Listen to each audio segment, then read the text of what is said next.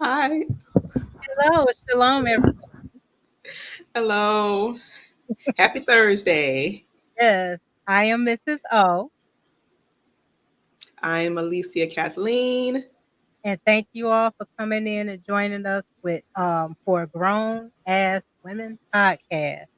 Thank you so much for coming in and chilling with us today. We have a very, very, very special topic. It may be triggering sis, but it's a topic we need to go over.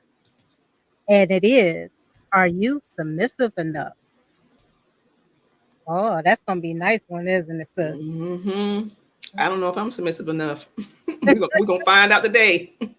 Yes, we will find out today. So what we're gonna do, we're gonna go over some questions and everything for everyone, and also we'll be bringing people like sisters up to the panel because we need participation in this one, sis.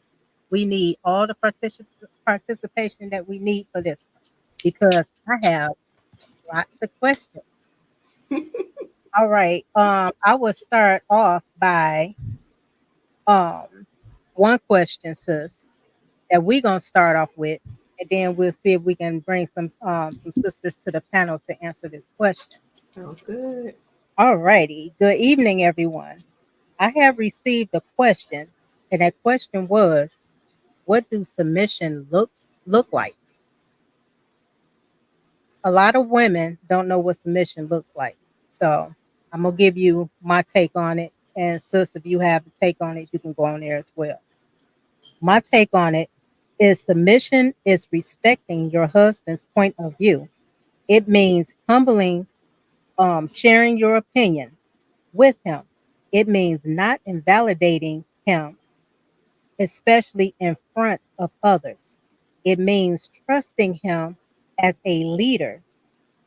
Submission is what we as women will be going over and we will be talking about tonight. So I will have a few questions for the panel and a chat to see if you are a submissive woman. Hmm.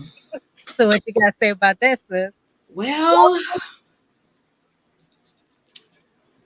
I can definitely say that this was something that I struggled with in my early relationship with my ex, and in the early marriage. Um, I'm had a little flashback. I remember once my ex and a good friend of ours, we were all hanging out, and there was a conflict about something. And my friend, this is a male friend, he said, "Alicia, just submit." I'm like, "What? What? Are you crazy?" That's what I was thinking. That's what I was thinking. But I trusted him. I looked at him like he was my big brother. Mhm. So, and that was the first time really I heard someone say it like that. So I did think about it, and like I said, it took me a while because it wasn't something I was accustomed to. I was independent, typical independent woman doing my thing. But I knew, well, eventually I knew that to achieve the goals of our marriage, someone has to be the leader. Mhm. Someone has to be the leader. And it may be different for other marriages, but for ours, it was best overall if it was my husband. Okay. And you are absolutely right. It should be the husband. They have arguments going around saying that if women are the breadwinners and make the money, that they are the leaders in the home. And that's far from the truth on that one. Far from the truth. So Yeah. we want to get some sisters up here because we need some participation now. Come on, sisters, don't be shy. Come on up for the conversation because I need participation. Me and sis can't do this by ourselves. We will what I plan on doing is asking the questions, and I will be the last one to give my answer to it to make it fair for everyone, so you can get your point of views out. And Yeah, also, because you're doing a thing. You're doing it. yeah, I really wanna hear everybody's take. Um, everybody's take on what they think submission is and what it's like. Well, Sid, you must. Oh, there you go. You're good now. Okay. Yeah, I believe for a lot of us, it's quite the journey. And it can be a quite a journey. I'm sorry to cut you off, sis. Oh no, you're fine. It's quite a journey because a lot of times, we grow up not knowing what submission, as far as what it is to be submissive to a man, because we was taught as a group of women to make sure that you take care of self. It's all about me, I. And when you get into a marriage, that's not the way to go. It's supposed to be, a marriage. It's not about all that selfishness supposed to be thrown right out the window. Yep. It's we and us, not me and Has- you. Yeah, it has to be thrown out the window. All righty, but I'm gonna ask this first question to see if anybody gonna come in. But we're not answering it yet because we need some sisters up here. Um, the questions that I have for the panel, as soon as you come up, and also the chat can participate as well to see if you're a submissive woman. The first question is, do you have the willingness to compromise?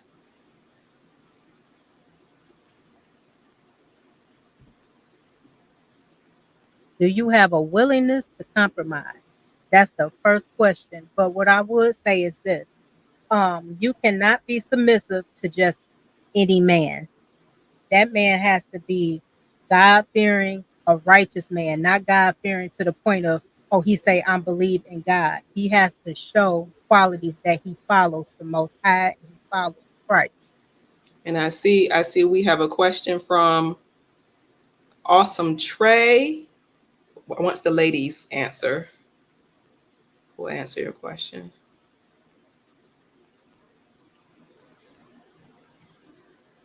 Why would a woman submit in a world catered to them and designed to not need a man in the home?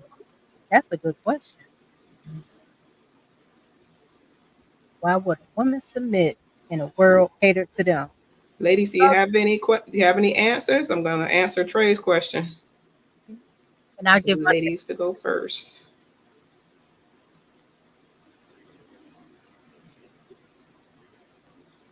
see anything yet. Well, I'll answer that for you, Trey. I believe most won't. Oh, hey, Miss Anissa. I believe I believe most won't. Ugh,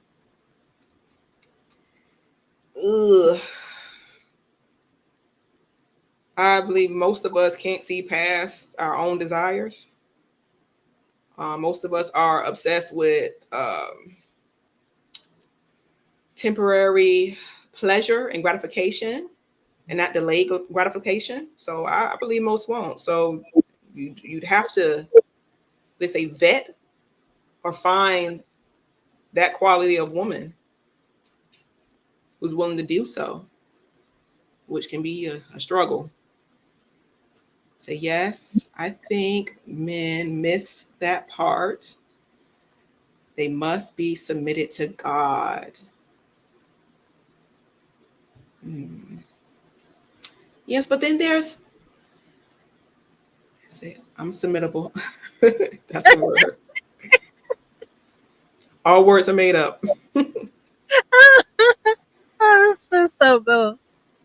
My answer to that one would be, um, women just don't like to give up control. Really don't want to give up that control because No, I didn't. we control our children, but when we get with a man as as a whole, we want that control. You want uh, a son and not a husband. Especially, I would say I'm with Anissa. What's her name? Anissa. I'm sorry, sis, if I messed your name. I'm with Anissa on that. But it's a lot of men that do follow God. It's a lot of men that do put their life on the line for the Lord, and they still run across women that's not submissive. So a lot of Christians, I would say Christians. I'm not a Christian, but I would say a lot of Christians will go by a man. He goes to church every day. That's that does not mean he served the Lord. That does not mean he served the Lord. He has to put in work. He got to be out there putting in the work. He got to make sure his household falls under that hierarchy. Um, Make sure that he is the head of that home by guiding his house through the Lord. If he cannot guide his house through the Lord, all will fail. It really will fail. Anissa and hi, Milani. Anissa, that means the woman is not submitted to. Exactly. We're not supposed to be, a man is not supposed to submit to us at all because a house will fall like that. We as women lead the household. No, that's not gonna work because we're so emotional and they're supposed to be more on the logic concept. And I'd rather deal with the logical and the order that it's supposed to go because I'm a living proof of that. I follow by what the Most High wanted. He wanted is, Most High Christ, my Lord, which is my husband, me, and the children. And I found out that worked out. That works out wonderfully. We don't have no issues. I'm not saying that my marriage is perfect, but it's perfect enough for us because we are following the laws and we are going by the hierarchy on how we supposed to run our home. And my husband is first and foremost there to make sure that everything falls where it needs to be because he's not doing what he's doing. If he's not doing what he's supposed to do, I will not be able to be submissive enough. I will not be able to be feminine enough to follow him. Exactly. Exactly. And we have a comment from Trey. Problem isn't the lack of God fearing men. The problem is the lack of God fearing women. Agreed. I agree. If they were, the marriage numbers would show if they were God fearing. Exactly. But you know what, Trey? I have to say this. Excuse me. A lot of women say they want a God fearing man, but are you a God fearing woman? Because if you was a God fearing woman, you would not have a problem submitting to a God fearing man.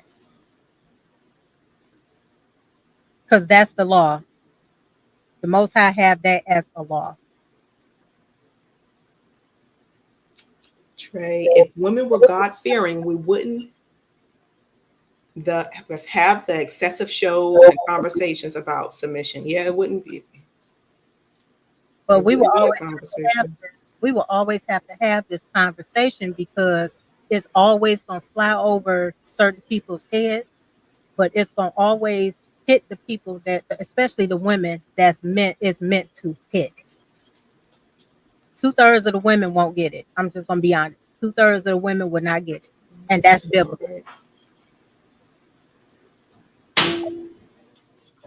So you all speak of God fearing, just respectable. What are your recommendations for those of us who don't follow God or any other particular religion? Do you have any other recommendations? Other than get with some congregation, I'm not going to tell you who. I'm not even going to tell y'all who I'm with. Yeah. But as you research, sis, you seen your research. You seen how it go. The first thing I would say is you need to vet instead of going on these dates and you cracking open your legs. You really need to have that have a sit down. You need to know what is this man's beliefs, and I'm talking to the sisters. What are they beliefs? What do they do? What works they put in? Um, Not about how much money they make, not about how big their house is. You really need to get into serious conversations to find out if this is going to be the man that you want to marry. A lot of people out there dating just to be dating to get something out of it other than marriage. And marriage is supposed to be the first thing you're supposed to get into when you're looking for that mate, especially when you're vetting somebody. And vetting don't mean you vet them for 90 days, like a what's her name? Azana, whatever her name is, Van Zant. She talking about the 90 days. That's not how I go. You really need to vet, in my opinion, and according to my elder, you really need to vet the person at least a year or more. Because Okay. we know as women, we will fall for anything. Like, oh, he look good, he smell good, he this, he that, and we will fall every time. And guess what? At the end of the day, we don't have no relationship. We was just a statistic. We were just a statistic. As women, we really need to vet for at least a year. Hi, Eugene. So sweet. To we really need to vet for at least a year or more, not no 30 days, because we're and it said biblically it says that prove a friend and don't be hasty to credit him. Or Mm, especially I can definitely foresee myself having a hard time with that when I get to that point, Mhm. because of my past. I don't want to say failures, I guess challenges. Yes, it's a Challenges. I thought I had it all together, but apparently I was wrong. challenge. Um, but yeah, so I think betting would definitely be a struggle for me. So I would have to reach out to someone, or I'm not really sure what that process looks like at the moment. Right. But yeah, because I don't want to waste any time. Yeah, it's a big process, but what it is, sis, with women, we're so much in a rush to find somebody to love us. And then when we call ourselves rushing into a relationship like that, 9 times out of 10 it's gonna fail because you just want to jump in it because you don't want to be lonely. Everybody don't want to be lonely. We all want a man as women, and everything. We want a man all day long. But guess what? End of the day, you gonna probably bring a Pookie or Ray Ray up in your cut. And then you can't get rid of them, especially when you marry them. Yeah, that's key. Definitely find peace with being with yourself. And you have to really find that peace. And my also um my suggestion is for the sisters to get help. Get some counseling in. You really need to, if you gotta sit on um the YT couch to talk out your issues and your problems, do it because you have to work on yourself first before you can even get with a man. And you get with a man, we all come with, like me when I got with my husband, I came with 4 children. From my previous marriage. It wasn't former marriage. It wasn't, this, that, and third with it. I just came in with 4 children, and he had his 3 kids. And it was a work in progress because we known each other for 28 years. But when we moved in, we got married. Moved in, we got married the next day because I told him I wanted to be married. I'm not shacking up no unless I'm married. Okay, Awesome. I'm that's my mother. So you really need, when we move into a home together, it's going to be conflict and everything because we're both learning each other. So it's that where our spirits are having some kind of conflicting balance going on there. It's not where it needs to be. And you really don't know a person until you move in with them. I'm just going to be honest. But at the same time, you really Yes, need to ma'am. invest in somebody, like I said, at least a year or more. I would say 2 years, but at least a year. Okay. Okay. And we have Del Monte. Hey, Eugene, Mr. Eugene, Vanessa. See here, Trey. Comment from Trey. Men and women should have emotional, mental, and financial benchmarks they need to meet before dating. Absolutely. And they have to recognize where they are and what they don't know. And often there are issues that they aren't even aware of that they have to um, fix before they jump into a relationship. I know I definitely have my own issues, especially, coming to YouTube now. It's caused a lot more self-reflection and again discussing things that I hadn't even thought about for many years. And I didn't even realize how much it still affected me. Sometimes we just bury things in the back of our mind. Right. Yeah, But so it's that also that spiritual. You really need to, first and foremost, we really need to work on our spiritual walk because I'm just going to be honest, everything we need to know and the blueprint is in that Bible. And I would say the King James Version Bible, y'all. Not no other Bible. The King James Version Bible. If you can get it with the Apocrypha, do that, or just buy the Apocrypha separate. It's all in there. I read and I read a lot. And I'm telling y'all, I mean, everything that you go through is in there. If you having issues or problems with something, is certain scriptures in there to actually help you with a lot of problems, especially when it comes to say for instance, when it comes to the forgiveness part, that's Matthew 18. And we really need to learn that. yeah, and be able to forgive yourself as well. I have a comment from Trey. It's okay to say I'm not prepared or ready for a relationship. Yes. That's right. Nowhere near ready. Nowhere near. We have a comment from Lou. Men and women need to develop healthy non-sexual relationships with people before pairing up with someone. Absolutely. Like, what do you have in common? Can we just sit quietly together? Can we read together? Can we build together? Work out together? Trey had a wonderful, wonderful idea on one of the previous lives about the workout system, the indoor workout system. I love that, Trey. That is sexual, but it's fun. What do we have in common? What are our interests? Do we truly know each other? Do we truly know each other? I keep going back to Trey. Trey said he and his, I guess his ex, they took a compatibility test, Hmm. and it didn't. It didn't mesh. Yeah, the results weren't what he expected. And you know what, sis? You have That's to do that's things good, like Trey. that. That's good, Trey, to end up doing the compatibility test. Me and my Lord did a compatibility test. I ended up putting him up to it. So we was good. We was good. It was Awesome. like, please let it work. Please let it work. Because I'm not going nowhere. I'm telling y'all right now, I'm happy. I'm not going nowhere. I'm cool. There's nothing out there in the streets for me. And I am comfortable where I'm at. That's all I had to say on that one. Let's see here. Oh, somebody, wait a minute, sis. Wait a minute.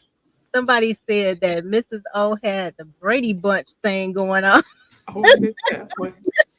And you know what? I had 3 boys, 1 girl. My husband has 2 boys and 1 girl.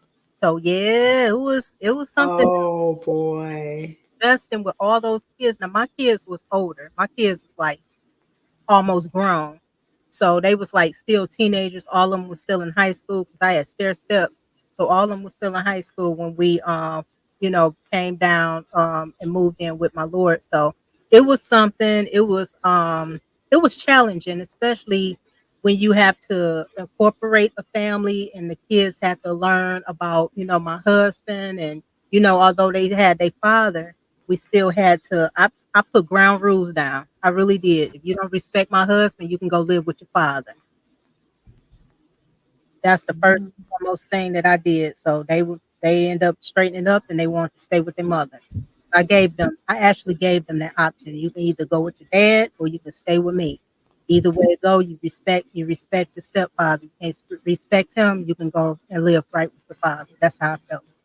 Yeah, that's tough. That's tough. We have to get accustomed to each other's different mannerisms and habits and whatnot. That can be a lot, especially for you said teenagers. Yes, teenagers. They're all like, I think my oldest, he turned 30 or 31, and my youngest be 26. 26 this October. So yeah, they gave me grandchildren. So my Oh, daughter didn't yet. My daughter didn't yet. She waiting to get married before she give me any grandkids, which is good. good. I told Mhm. her to wait till you get married. I don't bring me no baby. The boys is a different ball game. You know how they go. Mm-mm-mm. Let's see. We have. Oh goodness, I lost my mouse. There it is. Mm-mm-mm. We have questions. I mean, Ooh, I be trying, but that booty. Okay, all right. Let me scroll back up. I am so done. Okay, non-sexual relationship. All right. Okay. Tuesday night. Okay, this is why you tell them straight up what it is from the jump. Yeah, Yeah, yeah, absolutely, absolutely. You got to be honest right there at the beginning. but you know what? I mean, time is precious. You know what, Lou? A lot of you men always tell the women what you want straight up. But it depends on the mind of that woman because, 9 times out of 10, you can sit with them and talk to them, or either they crack open their legs. I'm just being honest. And you're their man.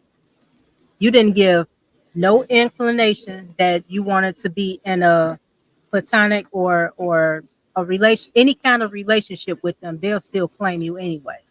So you really got to watch out for that. Let's see, and Eugene Steele. That is really blah, blah, I'm getting tongue-tied. That is really what dating should be about. It's about having fun with each other by getting to know each other. It does not have to be sexual. Yes, Exactly. I find when I'm becoming more exposed to dating not via online, that so many men lead with their finances and women are leading with their sexuality. And I think that's so sad. It's so sad. Why aren't we leading with our character? That should be number one. Sis, they think that that box is all they need, but that stuff played out. It was a lot of, and I have to say this, a lot of men that were simps. It's males automatically are simps, but it was a lot of men that were simps. They really had to break out of that. So, they was in the process of doing that. But once a man get to where he needs to be mentally, he get tired of those games. He actually want a wife. Playtime is over when they get to a certain mindset. Yes, yes. Some people, men and women, we have some olders out there instead of the elders, Mhm. unfortunately. That is Mr. Payne. I And miss it. so I agree with the lessons of the Bible. And at least some YouTube conversations have definitely been good for reflection. Yes, absolutely. Mr. Payne, yes, last night's conversation on Risky's channel, that was intense. That was intense. Yeah, Wow. I seen that. I ended up You having to. saw that? Yeah, I caught the replay because I ended up catch the replay. I said, "Woo!" I said, "Man, I should have came on in on that conversation, but I was tired." Yeah. The title was dating then versus now. Oh yeah, yeah. Bridging the gap between the generations. Oh boy. Oh boy. Um, Okay. What? Let me see what my mom said here. This is my mother, y'all. oh hey They mama. also have. They also have playing. They also have playing card that couples can play to ask those hard questions. You're right, Ma. That you are scared to ask the other person without feeling guilty, asking them the hard questions you need to know. You're right about that, Ma. And then on top of that, I have to say this. Um, the first thing you do when you learning somebody, and I would have to say this, you really need to do your research on them. And I'm gonna tell y'all how I used to do before I got married. I used to do a background check. I want to make sure when if I'm dealing with you, you're not secretly married. We gonna get some medical papers going on. I want to know everything about you because I don't want to jump into a relationship and be blind on it. You know what I'm saying? You just put yourself in that situation, and then only one you can blame is yourself. But women, when they get themselves in situations like that, the first thing they want to do is blame the man. You saw the red flags, sis. You saw them, but you was like, "Oh, maybe I can change him." We can't change no man. A man has to change himself. Yeah, and it could be dangerous. It could be dangerous. Someone was mentioning new types of STDs. Oh yeah, that ringworm. Did you hear about the Oh, ringworm? that's right. That's right. You could catch a ringworm. Spontaneous combust. Mm-hmm. It's The most boom. high, sis, the most high not playing. It's so many diseases. When I used to work in the health department, I'm telling you, I stayed in a town. 90% of this town had a STD. They had the herpes. They had syphilis going on. They had HIV. They had everything. And I knew a lot of people that had this. And I'm just looking at them, but they were still passing it around like it was new candy, like it was Skittles. And you don't know what you're getting into. Get those health records. Don't go for the fake ones that they can actually print up and stuff. And if you have to go to the doctor's office, do so. Yeah, I knew of someone who was doing that as well. Had HIV and was still being intimate with ladies and not telling them. Mhm. And same with these women. Actually, with the women, we can, because we have a certain orifice. You know what I'm saying? So you really don't know that you caught anything until the last minute. So a lot of women can walk around with STDs and it's dormant, and they don't even know they Mm, have it until they have sex with the next person and they find out that they burnt them in some kind of way. sexual discipline. Mhm. Trey Houston had 42,000 new STD cases in the last 10 weeks. Oh, Ooh. our poly relationship. Oh, let me Yep. share the same man. Oh, come on. You know what, Trey? They do Mm, share the same man. They that was that certain percentage that they claim that they just it's just like 20% men with 80% of women. yeah, it's like playing musical chairs.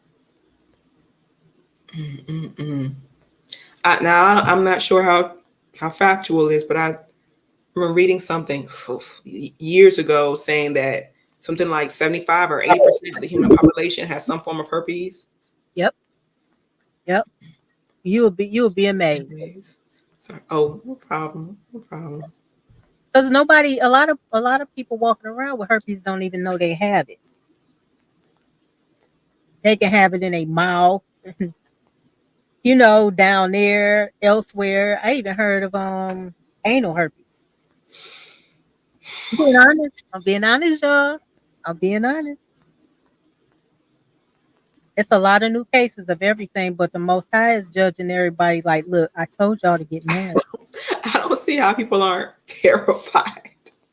No, you know what? Look, when they first came out with AIDS, that should have terrified a lot of folks. But guess what? It's like they got worse. It's like they inviting the AIDS to their body. Oh, chicken pox and shingles is the same virus. Okay. It is. I Okay. found out when I was working at the hospital. New date idea, Milani. That's a great date. That's so romantic. Right, Light some candles. right. I heard that when you get the shingles when you well, I'm not gonna say I heard, I seen it where I worked at. Um you can get if you ever had chicken pox, you will get shingles when you're older. Mm-hmm. That, that's inevitable, right? Okay. So we have a video clip related to the STD cases. Ooh. And we're ready whenever you are, lovely. Thank you.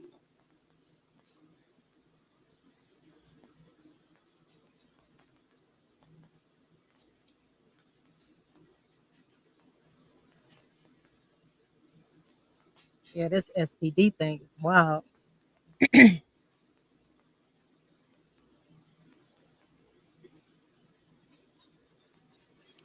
Give me a sec. I need to fix the audio on this. Got it. Yeah, Got it. No got problem. it. We have Eugene. See which is very. Oh, Trey. First day STD clinic. Yep. An innocent kiss is dangerous nowadays. Mm-hmm. You can't even eat after people's because you can also pass it through their utensils as well. So you really have to be careful. Yep. And glasses, because we heard a case of someone just his wife had it and he didn't know, and she was drinking out of the glasses and cups and stuff. Him and Mm, his kids caught herpes. He didn't even know she had it. mm.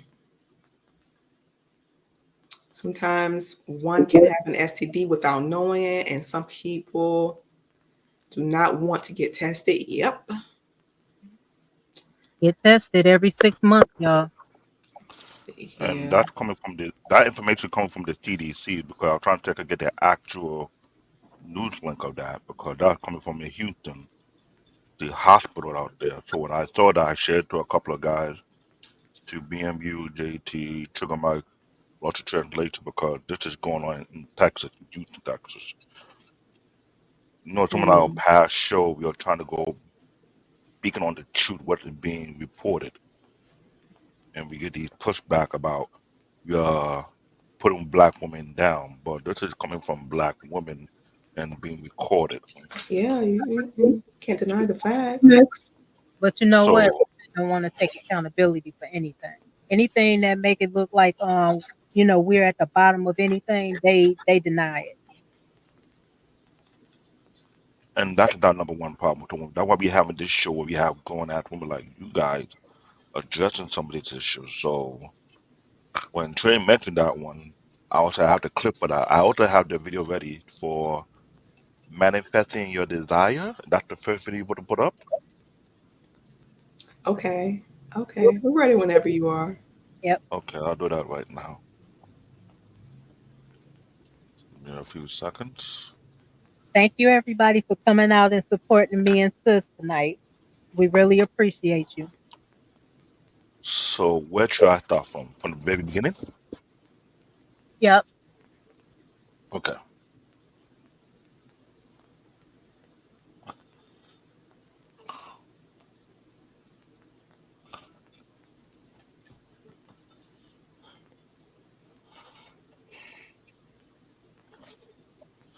Be patient with us, guys. Got to get the sound together.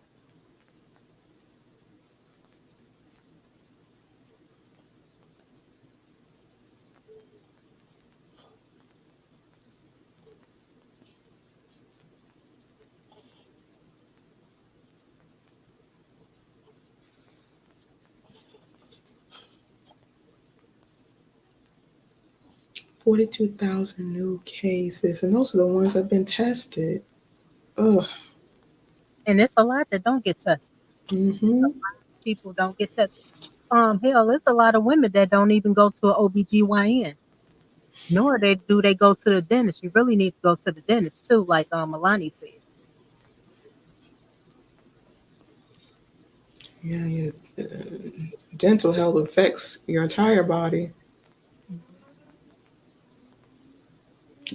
Got it.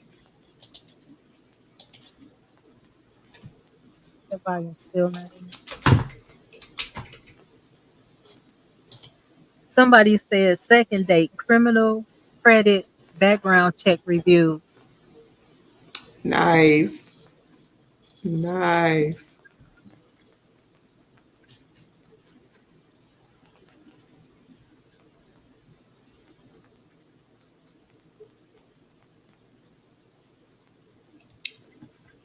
Hey, old school. Let's see. Hey, baby. Let's see. Trey says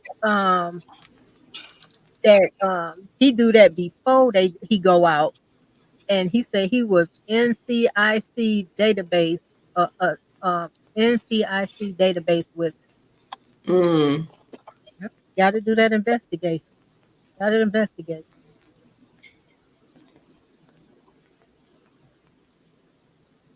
Somebody said Trey said I ran a background check on daughter's mom before we went out, and we were both cops. Oh, I love it. I love it. He said he don't care if there was a one. Milani, forget the restaurant things, the doctor, orthodontist, background check, etc. are really how you get to know someone. The medical history Oh, tells all.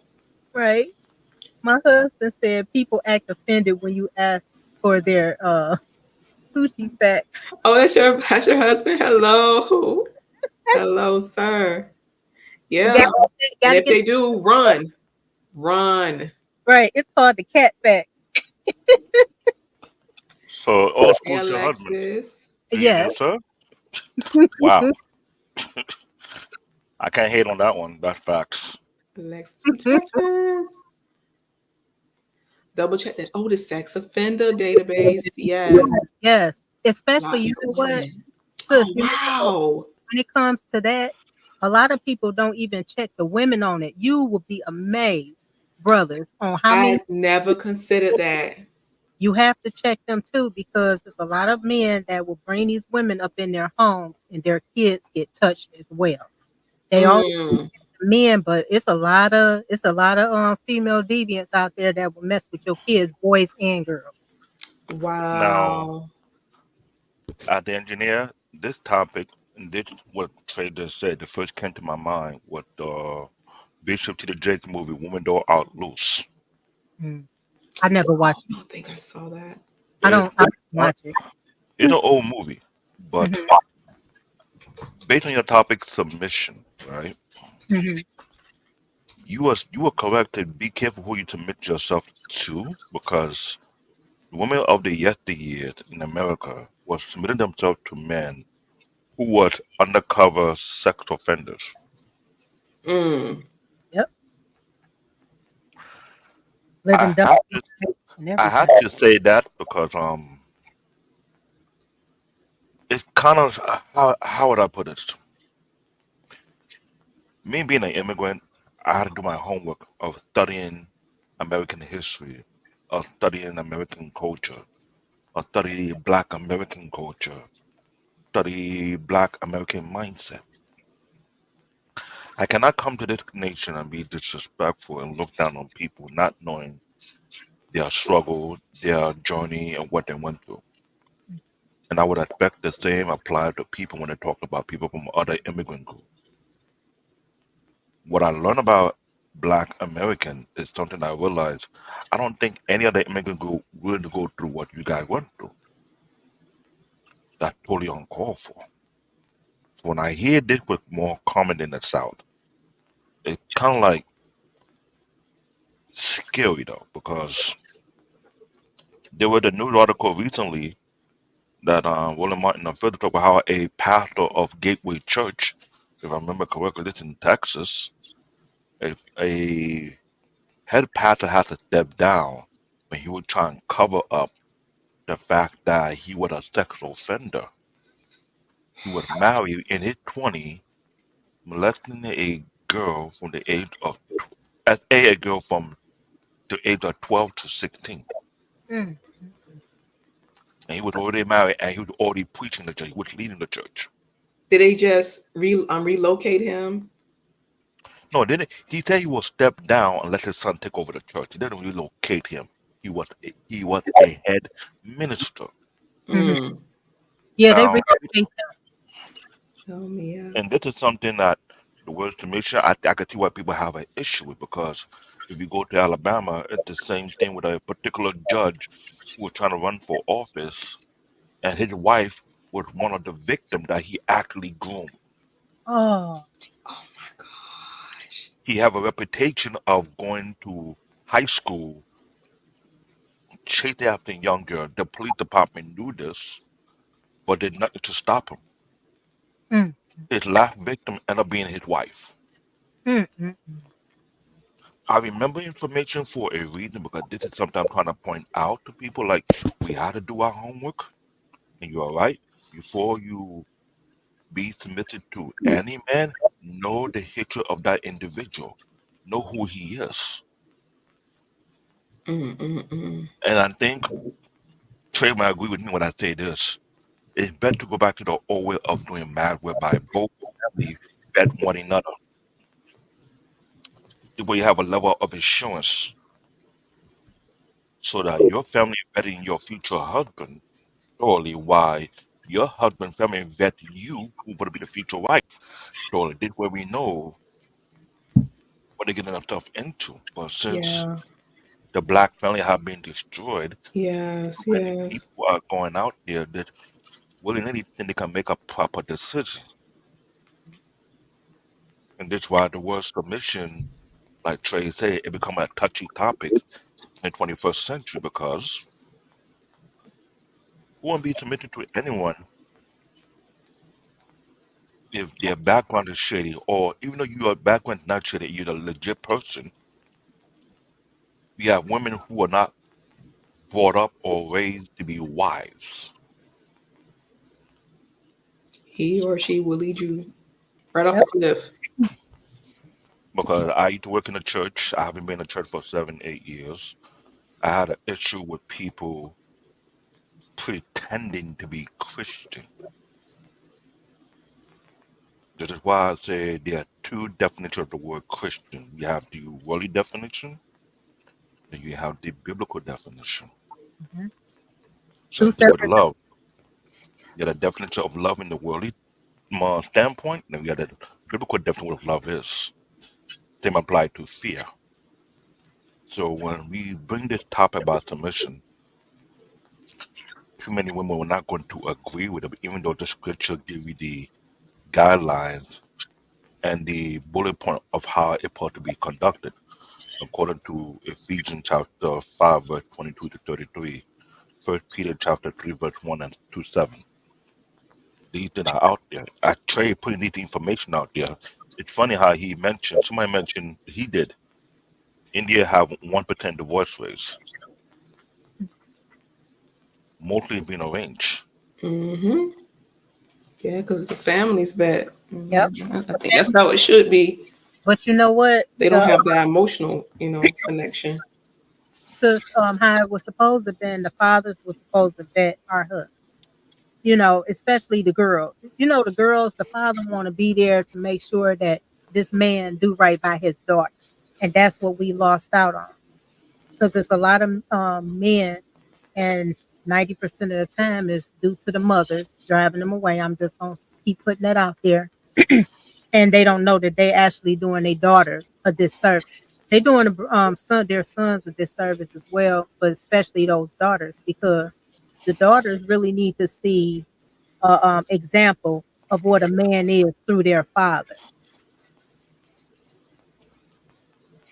You have a great point on that because I'm not trying to steal Anton Daniel point, but he did mention how his wife had to go through his mom and his aunt to learn how to be a wife Mhm. because she came from a broken home. So she Mm, had to go to the tutelage of an elder woman, like the Bible said in First Peter chapter 3, verse 1 to 7. But the elder woman supposed to train the younger generation on how to be a woman. But the same applied to the elder men had to teach the younger men how to be excuse me, to be a man. The commentary you were talking about yesterday from This Might Be Risky, I was watching it. I was listening. yes, It yes. was very, very touchy. It was But disturbing. no, it not that just yet it was disturbing, but it's a reality check. Right. And we don't have to say the reality check. I'm not trying to be disrespectful. It's that if that bridge is not being fixed, you passing down a repeated culture. This is what real black culture is now. The level of disrespect to the elders. That's what they have constant. They have never changed yet. Yeah, I That is a wouldn't dream of speaking to ac- someone like that. according to the definition of the word culture, it had to be something constant, not something constantly changing. That's the only constant within the black community. No respect for the elder. That have been consistent now. And I'm sure Second, they represent a huge portion of the youngsters. you're right. But here's the second culture that black America have. A conscious disrespect for black men Mm, that have been constant for more than multiple decades. Right. mm, That's mm, about mm. that's something right there. We don't have any no sisters want to come up to the panel. I'm gonna drop a link again, hoping that the sister will come up and join the conversation because I shouldn't be. This supposed to be grown ass women plus grown ass men. Yeah, come on now. I see a whole bunch of grown ass women. Oh, But thank you, I David. I try not to be a Bible stumper because I used to be a Bible nerd. I've been Right. doing this since the age of 7. That's how long I've been reading the Bible. Mm, That's good. So it's good at the same time bad for me because when you know something, you feel like you'll be out of place because let's be real. The book of Proverbs said they probably don't like wisdom. Yeah, it hit who it needs to hit. It's not for you need to be everybody. comfortable. Mm. That But is true. you know what? I wanted to get this one question out, sis. Me and you can answer this one, and hopefully we can get some sisters up in here. Come on now, don't be afraid because I really need everybody's output. Actually help output on what they think or see where everybody is at when it comes to the questions because we really need to know and this would be something for you excuse me, this would be something for you to really reflect and see if you're that type of woman that actually if you're the type of woman that actually can at least get all of these, you'll be a good wife. You'll really be a good wife. So sis, the question I have is, do you have the willingness to compromise? You answer first and I'll answer after you. Yes, of course. I know that can look different to different people, but I'm more than willing. I can say I've been through enough that any type of compromise that a man would ask for, we fairly fairly easy. Um, I just guess I'll just leave it at that. I've had a challenging some challenging experiences in my life. Right. Okay. Well, I have one. Mine is as a submissive wife, I am open to finding a middle ground and prioritizing my Lord's needs. With that being said is when we get into a marriage, we have to compromise. A lot of people don't want to do that. They get into a marriage and they still stuck on the same ways they had when they're single, and that don't fly when you get married. Um, And really, when it comes to your man leading, you really have to listen to him. If he say he wanted, certain things a certain way, you have to compromise and get off that high horse and work, because a horse can't go two ways. It can only go forward. Why would one, you got, it's just ass backwards actually. You going one, you pulling one end, he pulling the other. It shouldn't marriage should not be a tug of war, especially if the man is godly and doing what he have to do, and he is considered God fearing. God fearing isn't the just the fact that he's going to church, this, that, and the third. He have to put in work and show that and he show himself approved on that. So can't follow every man. We're not talking about sisters. We're not talking about following men or males. We're talking about following your husband. It's a big difference between husband and a boyfriend. Can I give Absolutely. you a follow-up question on that? Because that's a very excellent question and answer you guys give. Of course. Why is it that most women who are married have a hard time to compromise with their husband, but their husband customize with them fully well and he lose out on that?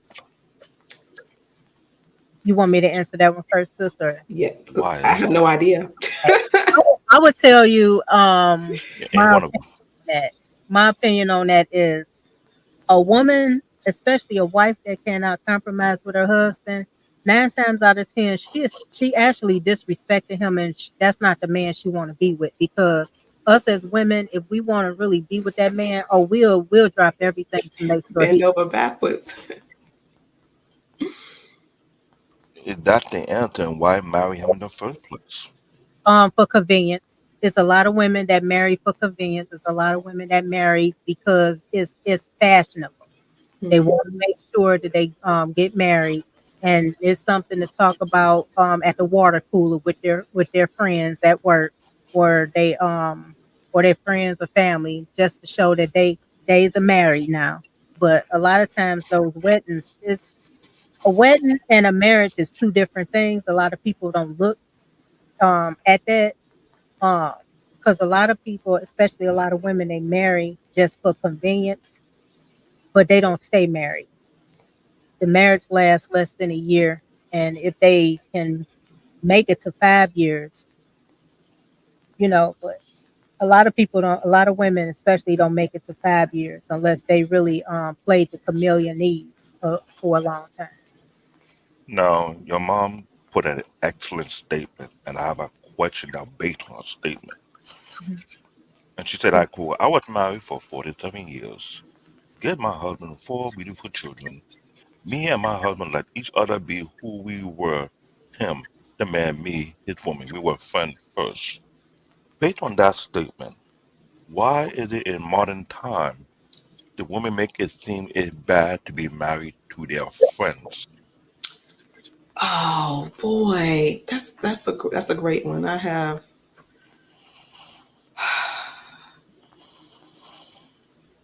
now. I think that's perfect. I think you should be married to your friend. But more and more so, um, seeing information. Excuse me, blinds are open. Seeing that more people are saying that men and women can't legitimately be friends. So I love the men's viewpoint on this. Can women and men really be friends? Only when they're married. Only when they're married.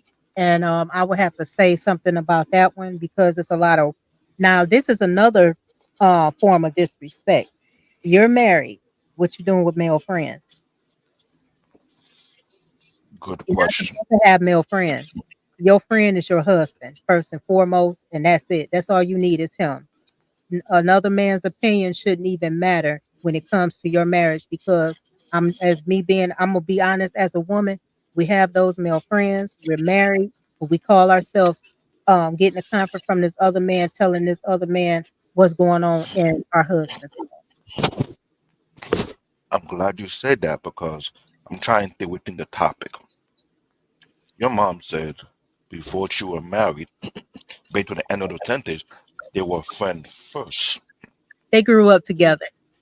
So is it Oh, not is it They not were together possible as for kids her to be submissive to the man that she knows very well from top to bottom? Say this the man I can bet my whole life on and go with. So then, that's the case, then why in today's generation of women are doing things completely backward? because they have male orbiters around. And it's more accessible when it comes to the social media. They get all this attention from other guys, and they think it's something better out there, and it's not. And they feel as if they're alone in a marriage, but at the same time, you have support and everything you need at home, but you want to be a Jezebel and go outside that spectrum of your marriage, and that's not right. That's not feminine. That is masculine. and And we have. Oh, after go you. ahead, go ahead, go ahead. Thank you. We have Trey saying, if you get married, you were never friends. Come on. And then your mom says, yes, we can. We met my husband as kids. Yes, they did. Yes, they did. Mm. My mom's family and my dad's family. And I'm Um, glad they were meeting your mom's statement at some of the question. I'm building my question upon the topic submission. mhm, She's the elder. Is that correct? yes. When your mom want to pass down wisdom to you, do you cut her off or you sit down and you listen to her? Sit down and listen. Okay. Now, based on that and what happened yesterday's show, your daughters will have to listen to you to set the fact that their grandma, your mom, had a successful marriage. And if they want to have a successful marriage, they have to follow the blueprint. Why did that in today's black community refuse to take the wisdom that produced a successful marriage, then they can do better at the end of failing? Mm. That's feminism. Feminism is ever since they came out with that, the black women and went wild. They went wild with it. That was I'm just gonna be honest. Feminism was not our fight. That was between the white women and the white men. But we want to call ourselves being and inclusive with that. And they already knew the white women knew was that Margaret Sanger and all of them and Mm. Steiner and all of them already knew if we want to push our rhetoric, we need to include the black woman. And the black women really that's not your fight. You didn't really need to be joining something like that because back then, if you look at it, our the marriages was high back in the day. But soon as that feminism came in, it's like the women saying that's when the single mothers started being prevalent, and they just started turning against their men because they was following behind a white woman. And I don't understand that one because at the same time you're saying it's white supremacy, but you the main one that's the forefront of white supremacy by downing and degrading your black men. I'm So glad you said that. Go ahead, Alicia. oh, I'm curious. That I'm assuming that that has to be the reason. Um, I would have killed to have someone to look up to as a kid. I did not have a single example Mhm. of a healthy marriage. And that pushed me in the exact opposite direction, looking for that healthy marriage. And I was determined to be married before I had kids and whatnot because I didn't have that growing up.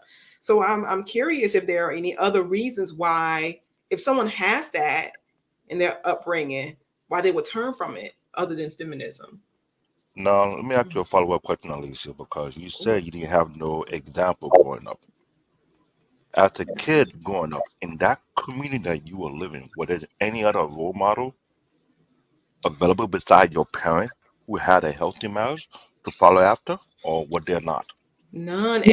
And we, for the majority of my childhood, we grew up in a household with my grandmother, my uncles, my aunt, my mom, my cousins, and no one was in a healthy marriage. No one's a healthy marriage. My mother, um, love my mom, my grandmother, but my grandmother and my grandfather, they were married, but not to each other, and that's how my mother came to be.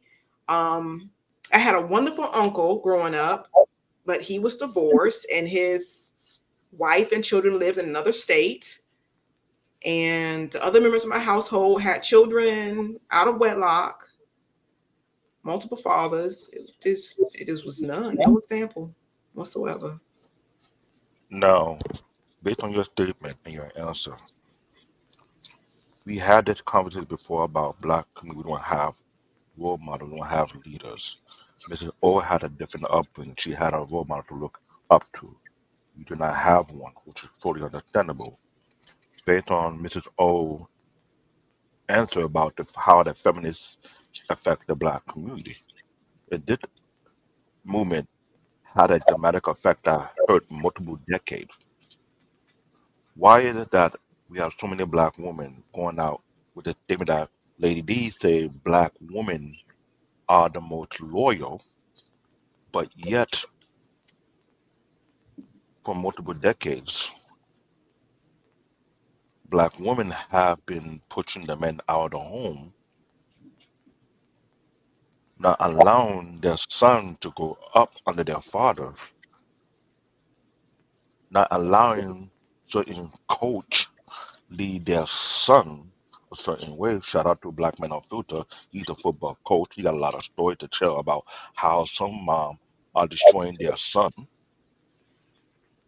How do you expect to raise solid grown men when these ladies are saying women are black women are the most submitted, most loyal, but at the same time, we have so many black men either in jail or taking therapy because of the trauma. We're seeing report upon men finding out how their mom lied to them about who their father is. We see celebrities that go through that. But yet, this right here, yeah, women keep saying black women are the most submissive, loyal women, but based on statistics say otherwise. So how can a woman learn how to be submissive Well, they when gotta love themselves the first. Yes, weak minds, insecure in themselves. Hmm. And as Trey said earlier, there's no incentive to be in a relationship. So multiple factors. I'm children need both sexes, male and women to grow up. But some more so than others. Like the men, the little boys need the fathers, especially at different developmental stages of their life, Hmm. more so than the girls, and the same for girls at specific developmental ages. But overall, they need both parents there. Well, at least a male and a feminine role model. Ideally, it would be the parents, but they need both there so that they can grow up to have a smidge of mental health to be able to deal with the challenges that they will face. I'll give a shout out to Mana Renaissance man because he mentioned he came up from a broken home, but his artificial father was his coach who walked him through the path of how to be an actual man who lead him to the right direction. We have men like Black Men Unfiltered, who's actually a football coach, who's an actor, who's a mentor in this whole community. We have Trey Taylor, another mentor as well, teaching young boys about financial literacy. We have Trey Ferg and many others as well who doing their job to train other young men how to be proper men. When we have women out there who are blocking these fellows from doing their job, right? Yep. And But we don't have mentor like Mrs. Old Mom out there to counteract it. Because the Bible said in First Peter chapter 3, verse 1 to 6, you need an elder woman to teach the younger generation. mhm, We have security boss, SBU Live. We have Christian Curl. We have Auntie TJ. These are eldermen in the women, elder grown women, who can teach the younger generation how to be a better woman. Why did that today generation don't want to be keyword submissive to the elder women so to acquire wisdom? I can answer that one for you. Social media, the music that they're pushing out, it's like as say for instance, you see a lot of these little girls lately. They have mouths. They don't know to stay in a child's place. They always in grown folks' business. These little babies, it's babies that wear diapers that can recite a Smutty Red song and don't even know how to spell their name. So it's a lot of women. It's women know that it's a elder women out here that want to teach them, but they're not willing to listen. But at the same time, they will listen to some elder women that talks about the things that they like, far as bashing men.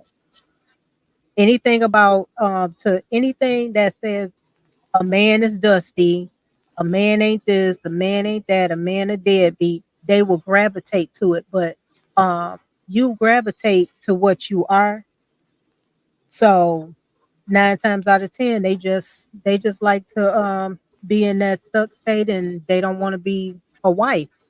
It's a lot of women out here saying they wanna be wives, but do you have wife qualities? Mm,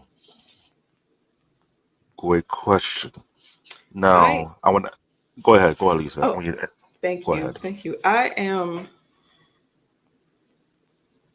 trying to come up with something because I want to get out there in the trenches. And I'm far from perfect, and I have some work that I have to do on myself, but it's needed. I want to get out there to be an example for our young girls, because I was there. I was there. I don't really know what that looks like right now, but it's a calling of mine that I'm working on. I'll make it happen. I'll make it Now, happen. But it's Okay. I feel it's necessary because we can preach all day online, but there's no comparison to being there, in the presence, helping somebody with their schoolwork, mm, or taking the kid to mm, practice, or just spending time or just sitting and listening to them vent, or investing time into their hobbies, whatever it may be. That nothing takes the place of that. So that's something I'm trying to get I'm together. glad you mentioned that because when you said that, I was thinking of two people. Shout out to Take Heed to the Message, my sister, and Big Auntie TJs. They both almost have similar path, but they were able to overcome that and found their kings correctly. Mhm. Now, I so Take Heed, and Quentin Kill mentioned a thing called the boneyard where the hyena comes from, right? Take Heed so said she Mm, was that's part of the hyena tribe, we are. Oh, that's too from much on it. from Yeah, Simba and then yeah. she left the boneyard and became part of the womanhood. Mhm. What you say, Alicia, it hit home because it's one thing to be a mentor, but to be there in the present to teach. well, the kids, they have to trust you. They have Yeah. to trust you to in order to listen to you, to take your advice, they have to trust you, to respect you. And they're not going to do that if you don't know them, if you're not investing the time and the energy, and climbing the mountain, as Trey says, climbing the mountain with them, sitting there and crying with them because you've gone through it as well. I mean, there Now, when Trey said that, needs someone. he have a reason why he was saying that because he knows security boss. He been on her show a couple of times. He seen the comment how these Security young women boss. SBU lives. Okay. She been on the YouTube shoot for a good while, for almost 2 or 3 years before she moved to South Africa. And Okay. Trey have seen some of the negative comment that's there on her panel. She was a very soft-hearted, soft-spoken woman who was advocating for marriage and family. We had the Crimson Cure. We had Take Heed a Message.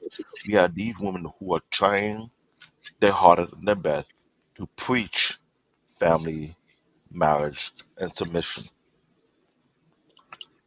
But we have the ladies or female from the boneyard in massive, maybe they're not in massive number, but their loudest are pushing back against it. Mm, Mhm. They're in massive numbers. Believe me, it's what it is they don't like women are not accountable. They don't want to be held accountable. You cannot critique them, but they are the first ones that will critique everybody. You cannot critique them on anything. When I was on, this was like I was following Take Heat for a while, and we used to go back and forth.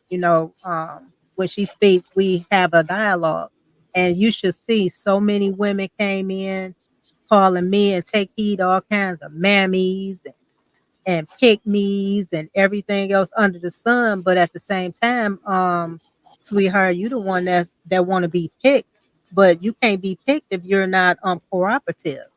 If you don't have that, no man want to marry a woman that would not follow their program. No man want to follow. No man will marry a woman like that. Now, granted, you have a lot of simps out there that's marrying these quote unquote hyenas, but they don't like for an elder woman to speak about anything. I was talking on I think it was Danika's channel, and somebody was going in on me talking about something I was old and they shouldn't listen to what I was saying. But that sprinkle Sheer Seven is older than me. They follow her. So make sense. Now, I highlight that comment because that represents the hyenas out there who will call you guys mammy, pick me. Because Hmm. she said, what does a black woman get out of being soft? It leaves you as a stagnant as a black man. Now, here is why I highlight that thing because there are women like her and Sprinkle and many other out there who are pushing ideologies that have failed the test of time, that have not lived up to this so-called reputation they claim to have. But yet they're allowed it thinking that what they think is true, even though what they think to themselves is a lie. How can grown ass women like you two, lovely ladies, and many other who will come behind you deal with the fact that these people are more than likely against submission? I say that's okay. I say that's okay. It's not for everyone. Some of us, and it could have easily been myself, um, are scorned because of our experiences. Um, we all know heartbreak, and it affects a lot of us much more than others. So all I can say is I wish them the best, and we're all on our own journeys, and I hope that they find peace, and that peace looks different for everyone. I have something to say on that. That she said, What does a woman get out of being soft?" I can tell you right now what you can get out of being soft. You will have a man that takes care of you. You wouldn't need to worry about anything. You don't have to be out there breaking your back. Um, you will always A man love a soft woman. They don't. Why would a man get with a woman that's a whole dude? That's like living with a roommate. They married a woman for the softness. You don't have that. You might as well be a dude. I'd rather be soft and hard. And then she said it leaves you as stagnant as a black man. Now that's the problem. A black man isn't stagnant. They out there doing what they gotta do. They work, they have to deal with the world. Everybody beat the black man down. Everybody. So when he gets home, he need that soft wife to at least give him some kind of like release. But if they out there dealing with people, they got to deal with the black women. Now we already know this. We worked in several places, especially you men. You working with women, they hard all the time. Why in the hell they want to be at work dealing with a hard black woman and then coming home to a wife that's just as hard? That makes no sense. And lady, Done. I be done. forgive me if I I don't wanna answer mispronounce your more. name. Yeah, I don't want to answer that no more. I didn't Uh, say what I said on Lady that. Navoa. Yeah, you are right. You are right. That's a troll, Miss O. You Mhm. shouldn't entertain it.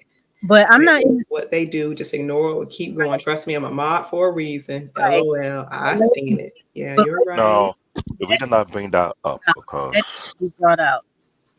sorry Thank about that. The reason I brought it up because this is something that I always kind of think about. How do women deal with the topic of submission? whereby we have people don't want to submit to wisdom of the older women who had a successful marriage, who had a successful family, who enjoy being soft and able to get what they want and need from that. Mhm. Yeah, That's something else. you get How you go everything. about that?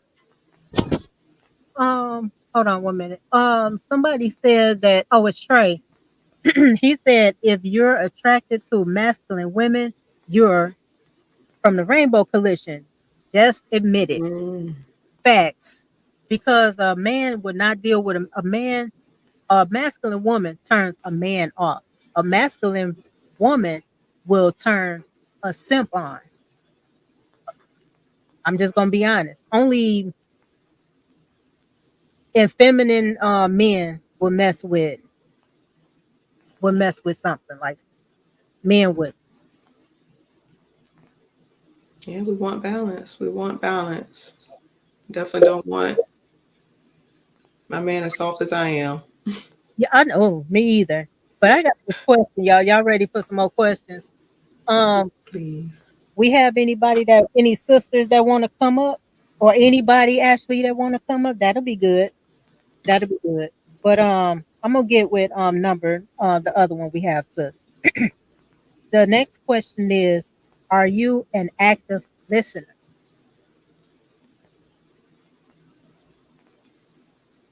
I think I am. I think I try to listen to understand. I have I and I can admit that I have a hard time um, turning off my own mind because when someone's talking, I'm trying to dissect everything, and it tends to wander off and go into a million different directions. So I have to at time really focus on what they're saying to get an understanding of where they are. So I do try. I can say I haven't mastered it, but I do try. Practice makes perfect, sis. Believe me, I know. My answer is as a submissive wife, I pay close attention to my Lord's thoughts and feelings. We always have to show empathy and understanding in order to understand our husband. Without that, it's just a lost cause. That's what I feel about that one. That was a short answer, but that sums it up. So we still don't have nobody coming in. Let me go to the next question, sis. Are you capable of having We have HQ respectful on the behavior? panel audio. Oh, we She's here. do? Hello, Okay. HQ. How are you, beautiful? Hey, ladies. How's it Hey. going this evening? Very All right. well. Very well. How are you? It's not necessarily that I have a question. Okay. Um, I think submission is on every woman has submission in her. It may be muted at some times. Eh, Where'd you go? Oh, did you drop it off? We can't hear you, sweetie. I think you're on mute, sis. I mean, can you hear me? Can you hear There me you well? are. Or am I There you messing? are. Yeah. We can hear you now. Oh, okay. I think submission is on a spectrum, and when all women have submission. Some of us use it more than others, and some of us very rarely use it, right? I mean, because I'm not I wouldn't be considered a submissive person, and a submissive person doesn't necessarily uh win the day when it comes to being married. Not all women who are married are submissive and use that every day, right? I may be on a spectrum, I guess, maybe on the lower end of the submission spectrum. Uh, I may be there, and some people may be higher on that spectrum. But I never really had to see. Here's my thing. How do you know? How does a woman know if she's submissive, right? And I get that question a lot. How do you know that you're submissive? And I say submission requires a trustworthy man, and it requires a person to extend their trust to another human being. The person has to be worthy of that submission. Submission just does not come uh, out of the blue or because she has a man, right? Because there's plenty of men on this planet who don't invoke submission from a woman. But my whole thing is you will meet when you meet the person that you can be submissive to, you will be submissive to that person. You will know when you are able to be submissive. See, and what I have a problem with in space, not your particular space, but spaces in general. I have a problem with the space when they say, "Oh, a woman has to be submissive." That doesn't come naturally if she's always dealing with a chaotic man or a chaotic situation. She can't afford to be submissive when she's dealing with that particular person. Okay. So not all women can be or are allowed to be submissive because that trust factor is not there, and some men are not trustworthy to be submissive to. It is what it is. Oh yeah. Okay, sis, I mean to cut you off, but Sure. submission, for women, they believe submissiveness is sit down, shut up, do what I say. That's not submission. When it comes to you cleaning his home, that's submission. When it comes to you cooking, serving him, that's considered submission. When it comes to sitting down, listening to him, being that support for him when he needed, that's considered submission. It's not hard for a woman to be submissive. What it is we feel as if our control will be taken away from us if we open our minds and sit there and just give this man control of our lives. And really, it's not slavery, like a lot of women to say. They say it's slavery. He won't let me be the way I want to be. Submission is also too. Say for instance, you and your husband goes out. You dressing like everybody else out there in the street. He tell you he don't want you to wear that, and you tell him no. You just went against his authority because 9 times out of 10, a man tells you not to wear certain things. It's not because he's jealous, he's insecure, and all this other stuff. He don't want to be out there, take you out there, and have to deal with other men disrespecting you. That's a man that's care for you and that wants to make sure that you're safe. But a lot of times these women don't want that. They believe and they think these men just want to control them, and that's not the case, especially when it comes to your husband. Women in general don't have a problem submitting to men that they meet out in these streets and they lay down, they open their legs to. I'm just gonna be honest. You opening your whole entire self to a stranger, but you can't open yourself to your husband in all things. That makes no sense to me. Well, I don't think Yeah. I don't consider that submission anything that you say. I consider submission on a scale, and I think we all have the ability to do that. The problem is people believe it's an automatic thing, and it's not an automatic thing. A person has to be worthy, a person has to be trustworthy in order Mm-hmm. for you to be submissive to them. It just does not come out of the blue because you want me to clean the house or you want me to do this, that, and the third. It doesn't happen. Yeah, trust is. You can be cleaning the house and this, that, and the third, and he can be stepping out the back door being untrustworthy. So no woman in her right mind would be submissive to a man who's doing that, regardless of whether he's her husband. Okay, Yeah, I had trust is number one. right. Trust is number one. That's why That's it's got to so vet. important to vet that man, vet, because trust comes before love. To me, my What perspective, trust from. trust is love. Yeah. That's what love is. Trust is Mm-hmm. love.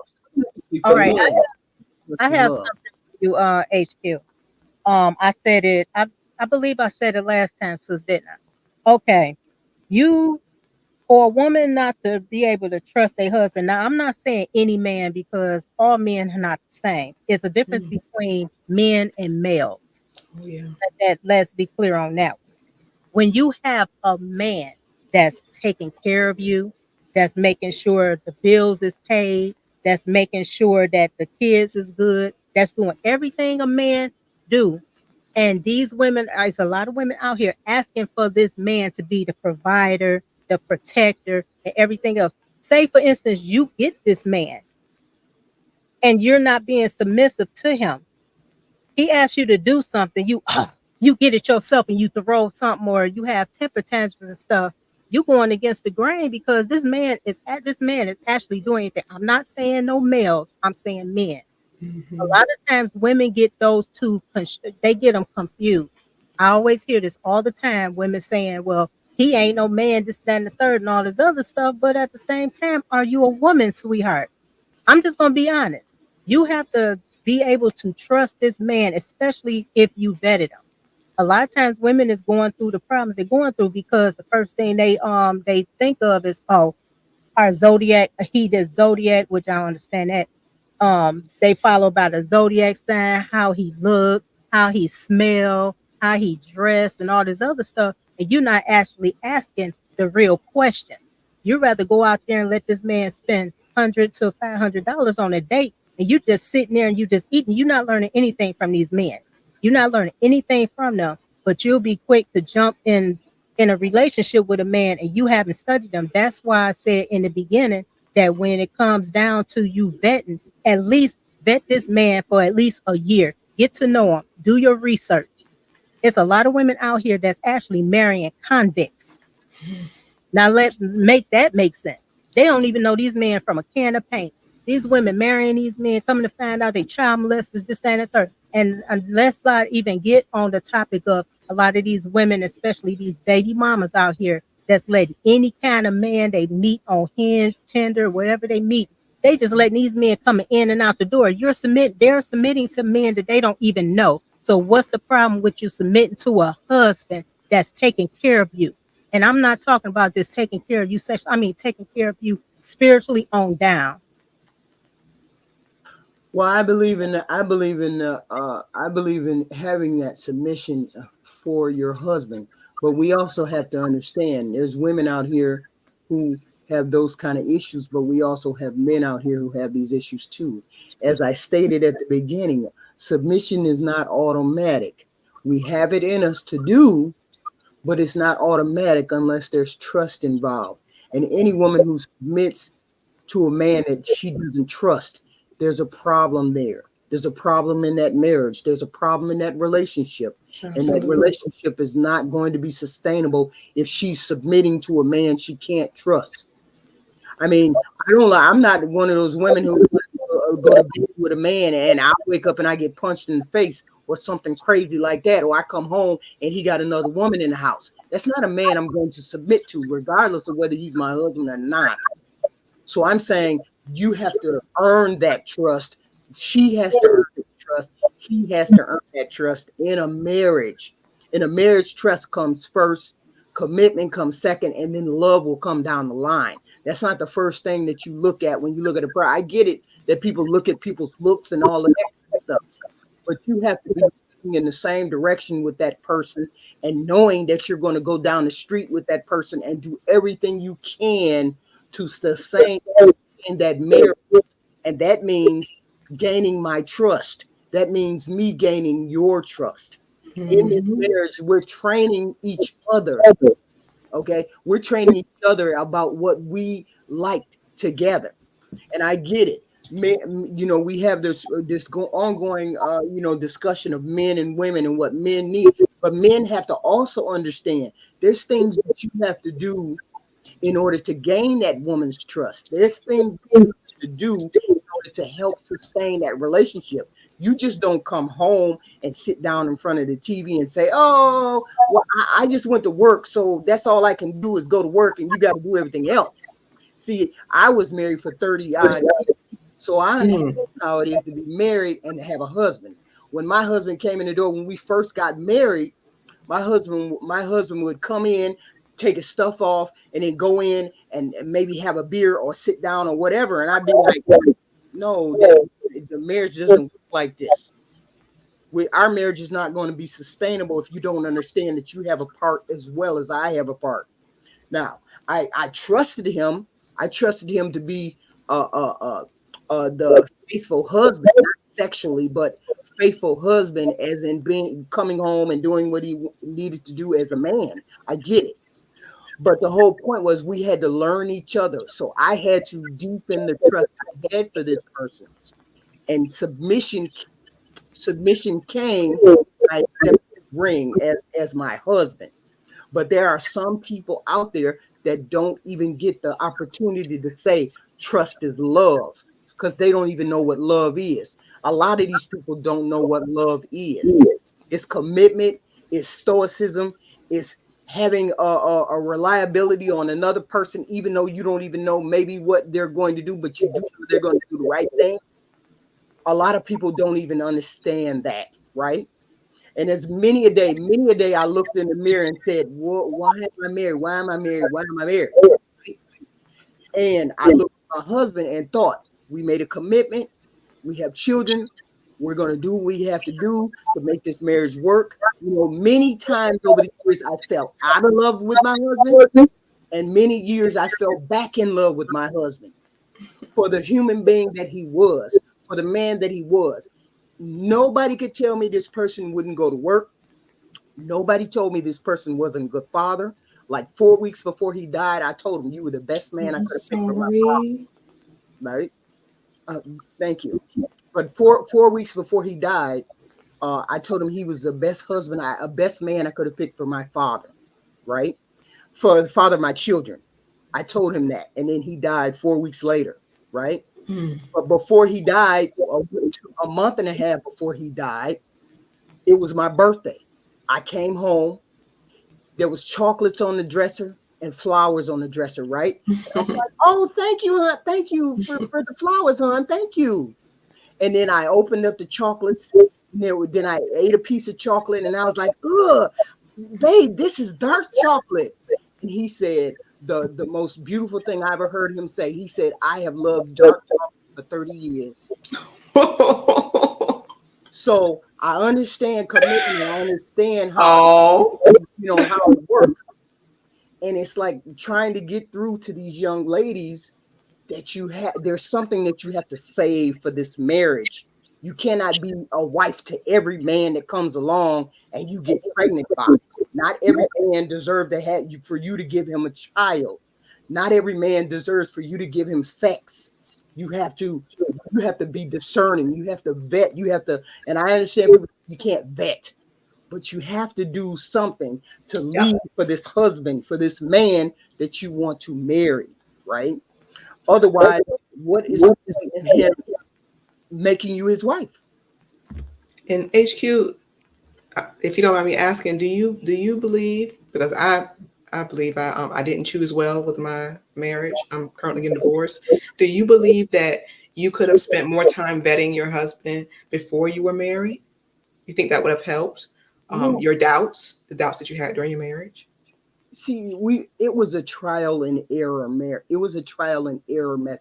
Thank goodness we both were good human beings, because we went through a lot of things together that could have broke up couples.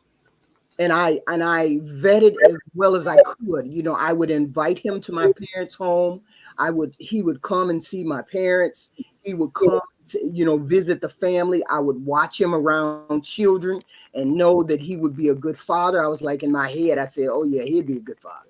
Yeah. So it was things like that. That's very attractive. I knew he didn't, hurt human. I knew he took care of older people. You know what I'm saying? He showed deference to older people. He showed deference to other human beings, right? So I knew he was a good person in that way. And yet I think we got married maybe 2 years after we met or something like that. We got married 2 years after that. But don't believe me, we ran into a lot of issues. And there were times when I left the house. I left the house and stayed Mm. gone because he was so he was a correction officer, right? And when you're a correction officer, you have a lot of stress dealing with prisoners in I jail. bet. Oh my gosh. So he would come home and he would take that out on me, right? Oh, Not that's not physically, but cool. he would be rah rah rah when I would come home, when he would come home. And me being the person that I am, I would just get up and leave. I mean, I just get up and leave. I'd go to the bookstore, Barnes and Nobles, and I'd stay there like 3 hours, right? Yeah, So that's difficult to deal with. I did it for about 6 weeks or so, right? I just leave when he'd come home. I'd leave. And then one time he just stopped me and said, "What is the problem? Why do you keep leaving every time I come home?" Right? And I Mm. was like, you know what? I want this marriage to work. And if you keep talking to me like that, you keep treating me like that, this marriage is not going to last. And I want this marriage to last. And that was a Mm. turning point when we got married early in the relationship. Just trials and things like that. That I was willing to, and he was willing to negotiate with me uh, as a husband. I mean, I've never been the rah rah rah type. The way I'm talking to you all is the way that I talk to him. Okay, Mm-hmm. because I knew he was one of those people that had propensity for violence, right? Because Oh, that kind of job, you have to have. You can be quick to violence, right? need to have the beast in you. Yeah. So the way I'm talking now is how I expressed him all the time. So he never had a reason to be, to feel that I was being rah rah rah with him, and that's not my personality anyway. But it was easy to submit to this particular person because I knew he was a empathetic person to older people, children, and he would open doors for old ladies. Got a good heart. He'd feed kids in the neighborhood. I would come home from work and he'd be feeding the kids in the neighborhood sandwiches. Because your mama ain't gonna be home for about 5 hours. I want you to take this food over there. I want y'all to eat, and then y'all have something to eat when your single mama get home. Blah blah blah. I'd be like, why you giving the neighborhood kids food? And he was like, because they ain't got their mama ain't at home. They need somebody to help them. So he would do things like that. So I knew he was a good man, right? Just like that. Awesome, awesome, and thank you, HQ, for sharing. We Thank are. you guys. You are very welcome. You sound, fortunate. Sound lucky to have had that. A lot Yeah, of us don't get that. yeah, It's I, just I, the I most part know that that I'm fortunate issues. in that way. I just wish more people could experience other human beings like that. You know, uh, good human beings meeting good human beings and taking it from there instead of saying, "What are you going to give me? What do you bring? How do you bring?" Instead of doing that, Yeah. just meet a person or want a person the way they come in the door and stop having such expectations so high that nobody can Extreme. meet it. Yeah, that Mm-hmm. nobody can meet those expectations. I hate that, Yes, Precious. ma'am. I hate that. But Yes. thank you, ladies, for letting Oh, me be you're honest. welcome. Okay. You're welcome, sweetie All pie. You're right. welcome. Thank you. Thank you. And Miss O, my darling, what's the next question? All righty, here we go. The next one, what else? Oh, are you capable of having respectful behavior? I think we did that one, right? Mm, No, I we did. don't think so. I don't think so. I, Are I you? have to admit, I've always been how can I say,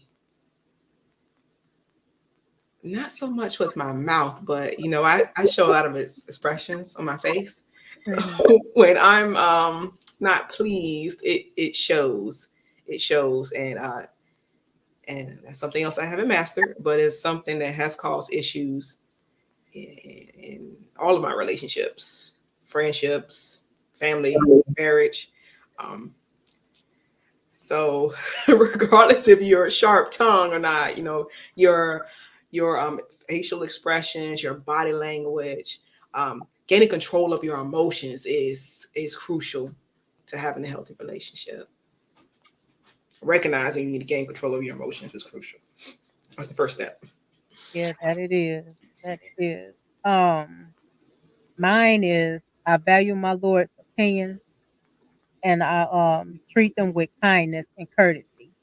It also goes into how women, you're not exhibiting respectful behavior towards your husband, especially if you back talking, you backbiting, you have to have the last word, any disrespect, any kind of disrespect, etc. And respect actually goes a long way. If you can actually show respect to your husband and actually be there for him uh, emotionally. A lot of women are going around talking about what's the first thing they say? They're looking for emotionally intelligent. Intelligent. Yeah. Um, are you emotionally intelligent? Because Yeah. that comes into play. That really comes into play. If you don't have the emotional intelligence, you can't be a wife because the respect is it falls under that.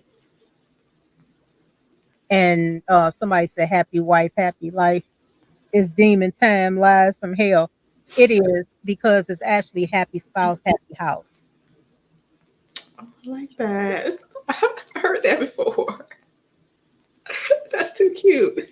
Yep, that is the truth. If Yeah, I like that. the house not going to be happy because you want to make sure that his safe space is his home. And a lot of women talk about how the men step outside of the marriages. Are you doing what you need to do to make sure that his home is joyful? You doing everything. My thing is, I don't give an excuse. I try my best as a wife and as a woman not to give any excuse for my man to go the other way. And that's how you have to be in a marriage. Marriage is work. It's not a race, it's actually a marathon.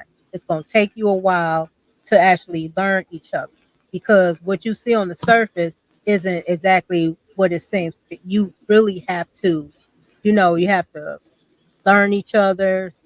That communication is also key as well. If you don't have that, it's like you just married roommates. And that's the problem Mm. with a lot of married people. It's a lot of married couples out there, but they're married, but they're not in a marriage. It's like a arrangement, and that really don't fly, and it really don't work out. Especially if you don't it in a home. It takes one leader, not two. So when a man want to do A, B, C, D, and E, and you right there behind him, telling him, so, oh, I think we should do this, and I think we should do that. Let that man lead. You trusted him enough to marry him. Why wouldn't you let him lead you? Make that make sense.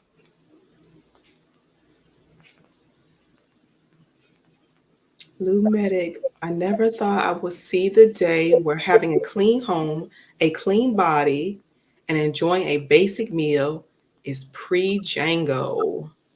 That part. Ay, ay, ay. Slavery. They Yeah. said that I'm not making you a sandwich. You better get up at 2, 3 o'clock in the Home morning. is There's the no more time castle. to make him a Home is the castle. It should be, yeah. your heaven, your home. And we're as wives are helpmeets. Helpmeets are considered subservients. We are to serve our husband.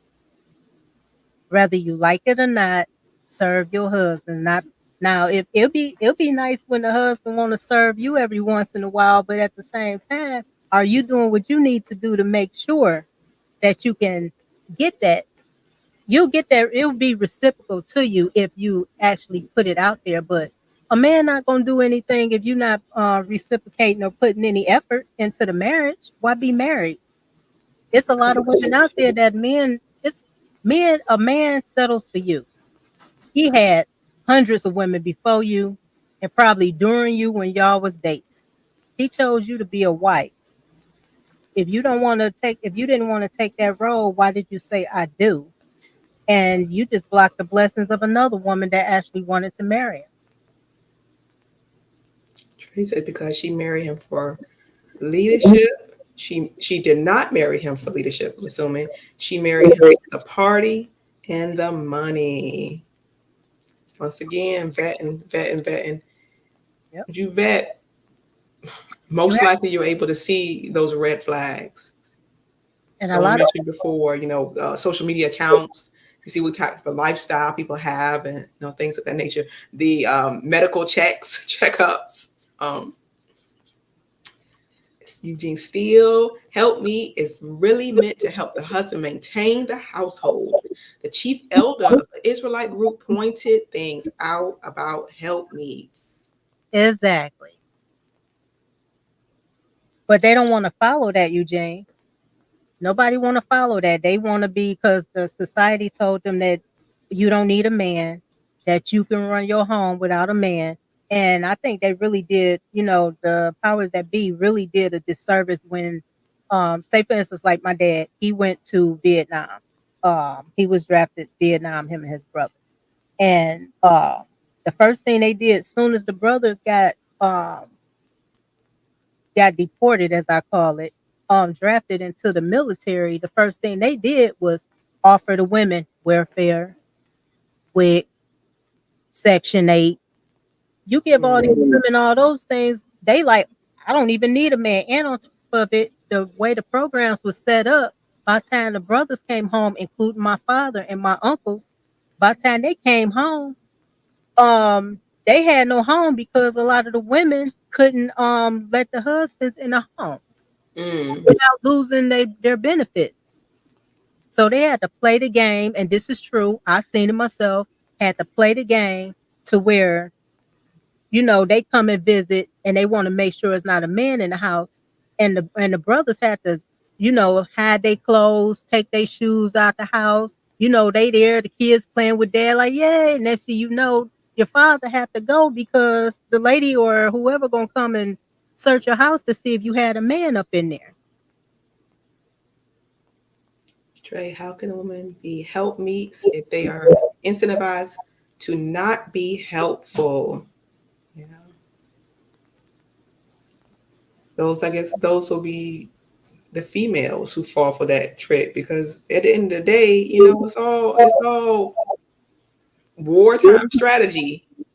You know, the powers that be, they can't have us uniting, so they have to keep the black man apart. And if you're falling for that ruse, then you're on their side. And they knew, sis, they knew exactly who to throw that shoe at. They threw it on our side. Yep. They threw that on our side, and And we they're very successful. yep, They're successful. we ran with it like it was new money. Yeah. Boss man. Apparently, it's slavery to perform acts of service. We live in a world now where women expect service first with the option of reciprocation, which is not going to work. Agreed, boss man. Nene, no, I don't. See, Nene, no, I want a woman who understands her responsibilities and duties inside the home. Like I understand mine outside the home. Otherwise, why are you here? Exactly. Yeah, we need balance. We need balance. There's a place for masculine energy and feminine energy. That may look a little different, with each household. But for the majority, the woman's superpower, that femininity, is maintaining the home. It's not just cooking and cleaning. You're maintaining the health of that home. Yep. That man being with you usually extends his life by several years. Yep. That's powerful. You And can either extend his life or you can take a few off, causing stress. right. And That's so powerful. that kitchen is the medicine cabinet. Yes, absolutely. I'd Absolutely. rather feed my husband some clean food than for him to go out there and eat that nasty stuff. And he died. And you know what I'm saying? You want to make sure you sustain his life expectancy. But a lot of times, a lot of these women out here is giving their men death in the pot. Yep, they want that insurance. They want Hmm. that insurance. Hmm. They serving them death in the pot. They don't research anything. It's a lot of women. Sadly, it's a lot of women that don't know how to cook. So, in other words, you have no excuse when we have cookbooks everywhere. You have the digital cookbooks. They have the apps. YouTube. There's so many cooking channels on there. You can learn anything. Mm-hmm. And a lot of women says too that housework. is hard. Okay, it only takes about anywhere between anywhere. It all depends on the size of your home. It takes Really? anywhere Why between did they say 30 it's minutes to an hard? Did they explain why? because they don't want to do it. They never explained why. They was like, I can't cook because I work. I can't clean because I work. Um, I have witnesses. My mother is one of them. I went to school full time. I worked full time, took care of 4 children, and I was still able to cook and clean. Because why would my thing is this? A lot of women would say they don't want to cook for a man. How are you eating, sis? How are you eating? You have to cook, and on top of a lot of these women have children. So you mean to tell me that you're not even cooking for your children? And that's I another thing guess a lot of men need to pay attention to. Women say they don't like to cook or they don't know how to cook and they have children, run for the hills. I guess that it means that they're, the time it takes to prepare meals or clean the household or be with the children, that's taken away from their time. What, sitting on the couch watching Atlanta Housewives? Yeah, yeah. It I don't guess take that's a lot. more important. The priorities aren't accurate. Yep, they want to waste money on fast food and stuff instead of cooking, and that's why a lot of these kids are And you not. end up spending more money. The thing is, you end up spending more money because that causes poor health. And now you're paying instead of the fast food. Now you're going to be paying for medical bills, medications and things of that nature. And all can be avoided You with know a us. little bit of effort, some Yep. planning. Because Yep. you can bulk some meals. You can bulk, pop them in the freezer. Yeah. You have your own TV dinner. Make it It's yourself. it's called meal prep. Mm-hmm. I grew up watching my mom do meal prep. My mom cooked for it was 4 of us, my dad. We always had cousins. Now, I come from a real big family. It was at times we had like 10 cousins over there at one time. My Mm. mother would wake up early in the morning. She'd have the food cooked and everything else. By the time my dad got home, he was able to eat. But like say for instance, if my dad is home, it's another thing too. A lot of women have a debate on when it comes to who gets served the food first. I grew up, Mm. the men in the home, all the men, that means the father and my brothers and any males that was in the home got served their food first Mm. because we was in the kitchen making sure plates was done, making sure everything was everything. Then we was able to sit down and eat our food. That's how I was raised. It seems like it makes sense. If you running everything in the kitchen, get them out of the way, wrap Mhm, up whatever you're doing, mhm. and then you can sit down and relax. The kids do not go first. That man busts his butt to make sure you have food up in there, this, that, and the third. You serve the king first, then you serve the children.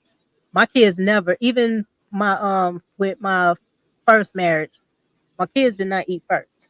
It didn't matter what kind of man he was, he still ate first. And I'm just Mm. proof on that because that's how I was raised. Mm. Mm. Mm. Ay, ay, ay. But it can be done. Anything's possible. Just about anything's possible. Hmm. Somebody made that cell phone, so someone did that. You can prep a meal, Right. plan dinner, organize your schedule. Yeah, it's plenty of time to cook. It really is. It don't take long. It really don't take long. If you got to throw out something, take it out early in the morning. It only take about like an hour, hour and a half for it to throw out room temperature, and you can get started prepping and cooking. And while that's Hmm. going on, you can prep all the other You can things. throw food in the crock pot, Yeah, make a they stew. since they don't know nothing about that crock pot. Boy, that say the only thing they know about is that microwave. Oh, I never cared for the microwave. I still don't use a microwave. Microwaves is the devil. All they think Use the about is microwave. those hungry man dinners and those banquet meal dinners. That's all they feeding everybody. Or Mm. anything microwavable and it's full of everything. But you want to go to the next question, sis? Yes, ma'am. All righty. All right. The question is, do you have the desire to please. Absolutely. Absolutely. I think there's no greater joy than seeing your partner satisfied in whatever aspect that may be. I think there's no greater joy. Um, Serving is everything. What it was saying is better. It's better to give than receive. That's true. That's really true. I mean, for me anyway. I can't speak for everyone, but to see someone smile, to feel that energy, to feel that they feel that they're loved and respected. That's precious. Oh yeah, It's and precious. you get a lot of honey. You get honey that way. I'm just being honest. It's like, come on now. If it was the shoes on the other foot, we'd be like, oh, this is the life. Why we have to be rewarded with all the accolades and our men can't? That makes no sense. But I have my answer. As a wife, I generally and genuinely want to make sure that my Lord is happy, often going the extra mile to fulfill his wishes. Say, for instance, he say, baby, I want to eat A, B, C, D, and E tonight, or he have a taste for something. I would at least put that in consideration and make that happen to make sure if it's not going to be done that day, I make sure that he have it within that week. It's the little things. Mm-hmm. And that's all they ask for. They don't ask for you to spend money on them, you know, jump hoops and hurdles with everything. Men are actually simple. They really simple on what they want, and then you really have to listen to them. And and making them feel cherished and respected, that makes them feel superhuman. So they go out there and try to conquer the world and whatever that looks like. But it helps everybody. It helps everybody. Kids, Black men for the kids are a part of the family, not a part of the marriage. Facts, facts. Although we had the kids during the marriage, whatever, whatnot, but still, end of the day, we supposed to follow that hierarchy, the man, Mhm. You're not because gonna my grow thing, old with your right, kids. Grow my old with thing your spouse. is, my mom can attest to this. We worked in nursing homes and hospitals. My mom, we worked in nursing homes and hospitals. I seen more single women in these nursing homes and hospitals more than I seen single men. Mm. Have The they ever shared any of their life experiences or regrets, anything of that nature? they did, and I heard a lot. A lot of them never had children because they even said Mm. that they made a mistake on not marrying a man that wanted to marry them because they thought it was something better out there. And you have women that have children that they put their kids over their husband. So when time came to where the kids are your children move on, have their own life. They get married, they have their children. You'll be by yourself because you put these kids first and not your husband. And then the husband, you divorce him, the man move on and he get married to somebody else and you upset about it. And you got that limit face. That was supposed to be me. I was supposed to have that life. But sis, you didn't act accordingly and you put everybody else priorities over your husband's priorities. I have kids true enough, but my kids don't trump my husband. My husband come first. I had them true enough, but no, they don't because they all have their own life. At the end of the day, when I'm old and everything else, I'll have my husband. I'd rather have my husband than have children. Mm-hmm. Yep. That's what you roll with. So, all So right. we have Nene, Renee, forgive me if I'm mispronouncing your name. Trey, it was his idea and I went along. Thank you. Trey was his idea and I went along with it because he treats me like a queen. Oh, okay. Okay. We're gonna go to this next question. Got it. All righty, let's see here. I have, can you trust your husband's judgment? Mm, That's a hard one for a lot of ladies. yeah. That's where the submission comes in.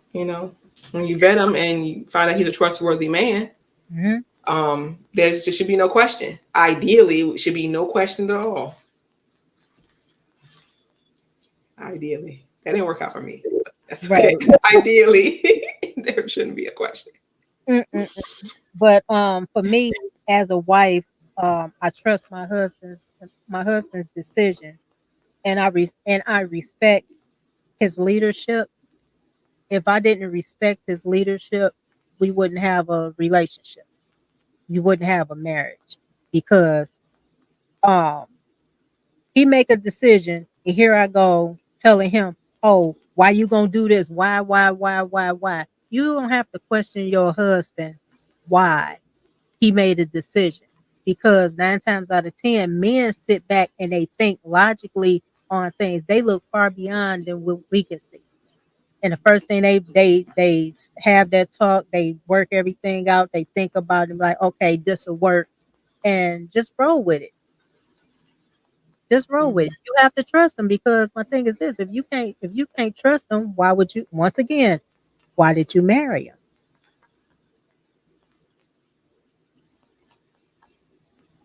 And we have Trey, King Trey. If you don't trust his judgment, then why did he pick you? His judgment is awesome because he picked you. Exactly. Yeah, yeah. Because men are like this. A lot of men probably agree with me on this one. Tell me if I'm wrong. They weigh out pros and cons before they even ask you to be their wife. I'm quite sure they had a lot of women and they was doing the pros and cons. And then when they got to the point, well, this the woman I want to marry. This the woman that'll be on my program. Because you have to remember, you have to be on their program, not the other way around. Women have this God complex to where they expect a man to worship them, and that's not how it's supposed to go. A man shouldn't worship. If a man worship me, you a simp. I'm just gonna be honest. You a simp. I don't want no man like that. Because if you can worship me, you can easily worship the next one that walk past. There's no discipline there. Let's see. We have 18. Society is really messed. Society really messed us up. It's paramount that a man is in the home, especially with children.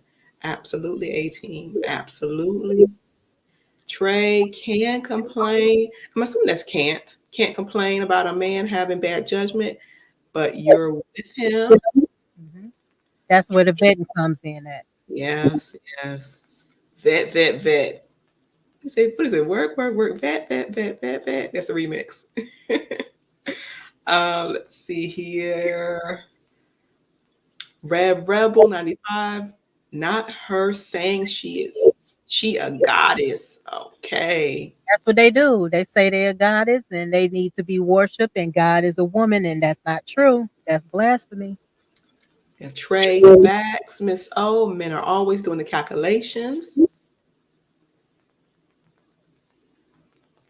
We have TS. It's not difficult to get a woman, but it's hard as hell to find a wife. That's TS.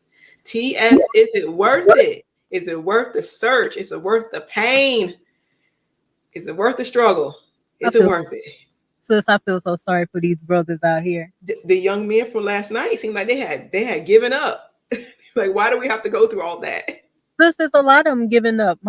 It's a lot of young men giving up because Warrior. they can't find a wife out here. All you see is thoughts. Mm. My ex-wife and I had a religious difference, so we split. She thought she was God, and I didn't. See, he didn't wear that sip camp. He didn't wear that sip cape. I don't blame you, Corey.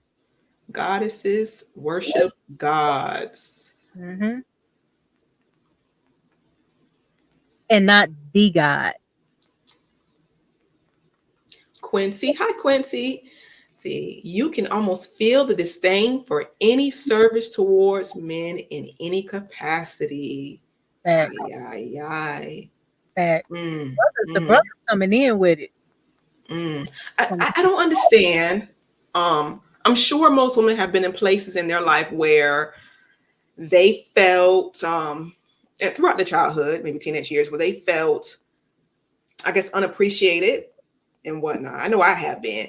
So why would you want to reciprocate that to the person that you chose or chose you? If you know how that feels, I don't get it. I don't get it. Um, I can say something about this one. Say for instance, if you like it was said, we chose who we married. I cannot blame nobody but myself on my first marriage. I'm gonna be honest because I chose that. It didn't go the way it was supposed to go. Or supposed it went, Same and here. I have to say that it was me not listening to my daddy in the first place because my daddy told me no. That's first and foremost. But I cannot put the blame off on him because I chose to be in that situation. And a lot of women cannot be held, would not hold themselves accountable for that. They'll say it's the man's fault. He tricked me, this, that, and the third. But honey, we see those on red flags. We Same actually here. see I those. did not vet. I did not vet well at all. Yep. Because if And I had, it'll be a I would difference. have. Yeah, I would have avoided a lot. A Yep. lot. It's really good to vet because without that system, we'll all be lost. And there'll be a lot of women not even married. But it's a lot of people that is married and said that they've been married for a long time. But I know a lot of marriages that lasted a long time and the husband was not happy. The woman ran the house, the husband was not happy at all. It's like, and then the wife was wondering why the man was stepping outside in the background messing with other women. You're not doing what's expected of you as a wife. And there's a lot of women say, I thought I did this. I thought he was happy. No, he was not happy, sis. It's something that you was not doing. You and really, and I have to implement this myself. That when we're wives to these men out here, to our husbands, we really have to sit down and do some self-reflecting. And on top of it, we really have to sit down and see what we can do better for our husbands so we can avoid the outside interference. Mm-hmm. But we don't want to do that. Though. Yes, ma'am. We don't Fix want yourself first. to Fix yourself. Fix yourself. You and know. especially when we're married. So the one thing, women, and I'm a woman, and I'm gonna say this, that we don't like is when our husbands tell us what's wrong with us. And we be like, oh, I don't see that, but it's two is better than one. So say for instance, your husband can actually see all your husband see all your flaws. Mm-hmm. And he will brainstorm and try to make it better for you to show you A, B, C, D, and E. Because they will help you along. But your husband should not be a crutch because you should have made sure that you was able to take care of your traumas and everything before you got with this man. Although we gonna still have certain traumas and everything else and stuff like that, but a man will work with you, but it's not their responsibility to make sure that you're a woman. You supposed to make sure you take care of that yourself. It's Milani. It's Milani says, after I get married, I'm getting nastier than a green Gatorade. Go ahead now.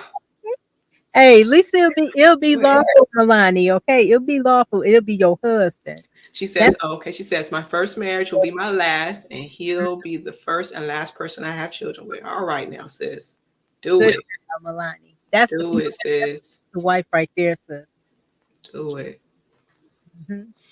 And it's best to even be that way because Milani, we as women, the ones that's been dating and dealing with these boyfriend and girlfriends back then, um, all these, yeah, well, we was boyfriend girlfriend. We was just laying down sleeping with these men and taking all these spirits in.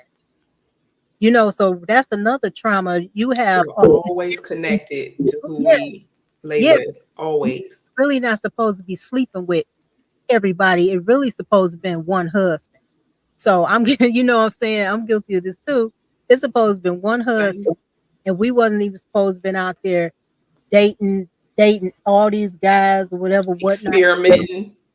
Yes, experiment. All that's supposed to be for one man.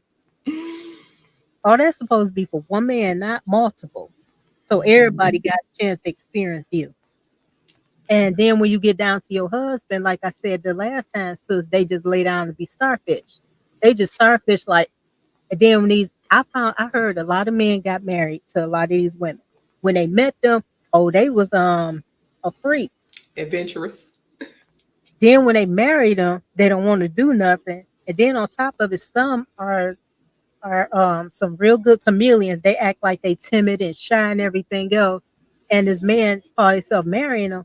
And then he going up the street or walking down the street or going somewhere with his wife, and guys laughing and snickering at him because people know that this woman was the community Oh community wow. club. So you That's know how they go. embarrassing. Oh, that's embarrassing. I know of several people that happened too. Wow. We have a super chat from Ezekiel. Hey Ezekiel. Ezekiel, you rocked it earlier. Says, hello, Alicia, just dropping by to show love. I support you. I pray the Most High rain many blessings on you and your family. Shalom, sis. Thank you, my dear. Thank you. Thank you. Ezekiel is one of my first contestants in my game earlier. He did a wonderful job. He did a wonderful job. I know some of my trivia. I know some of my trivia is driving him crazy.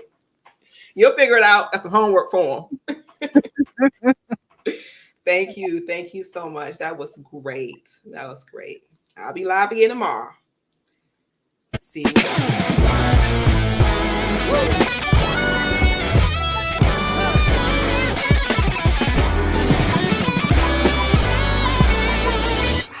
I got a red room, it's the red hour when the sun sets in my bedroom. Oh, it feels like I'm inside a flower. It feels like I'm inside my eyelid. Feels like I'm inside a flower.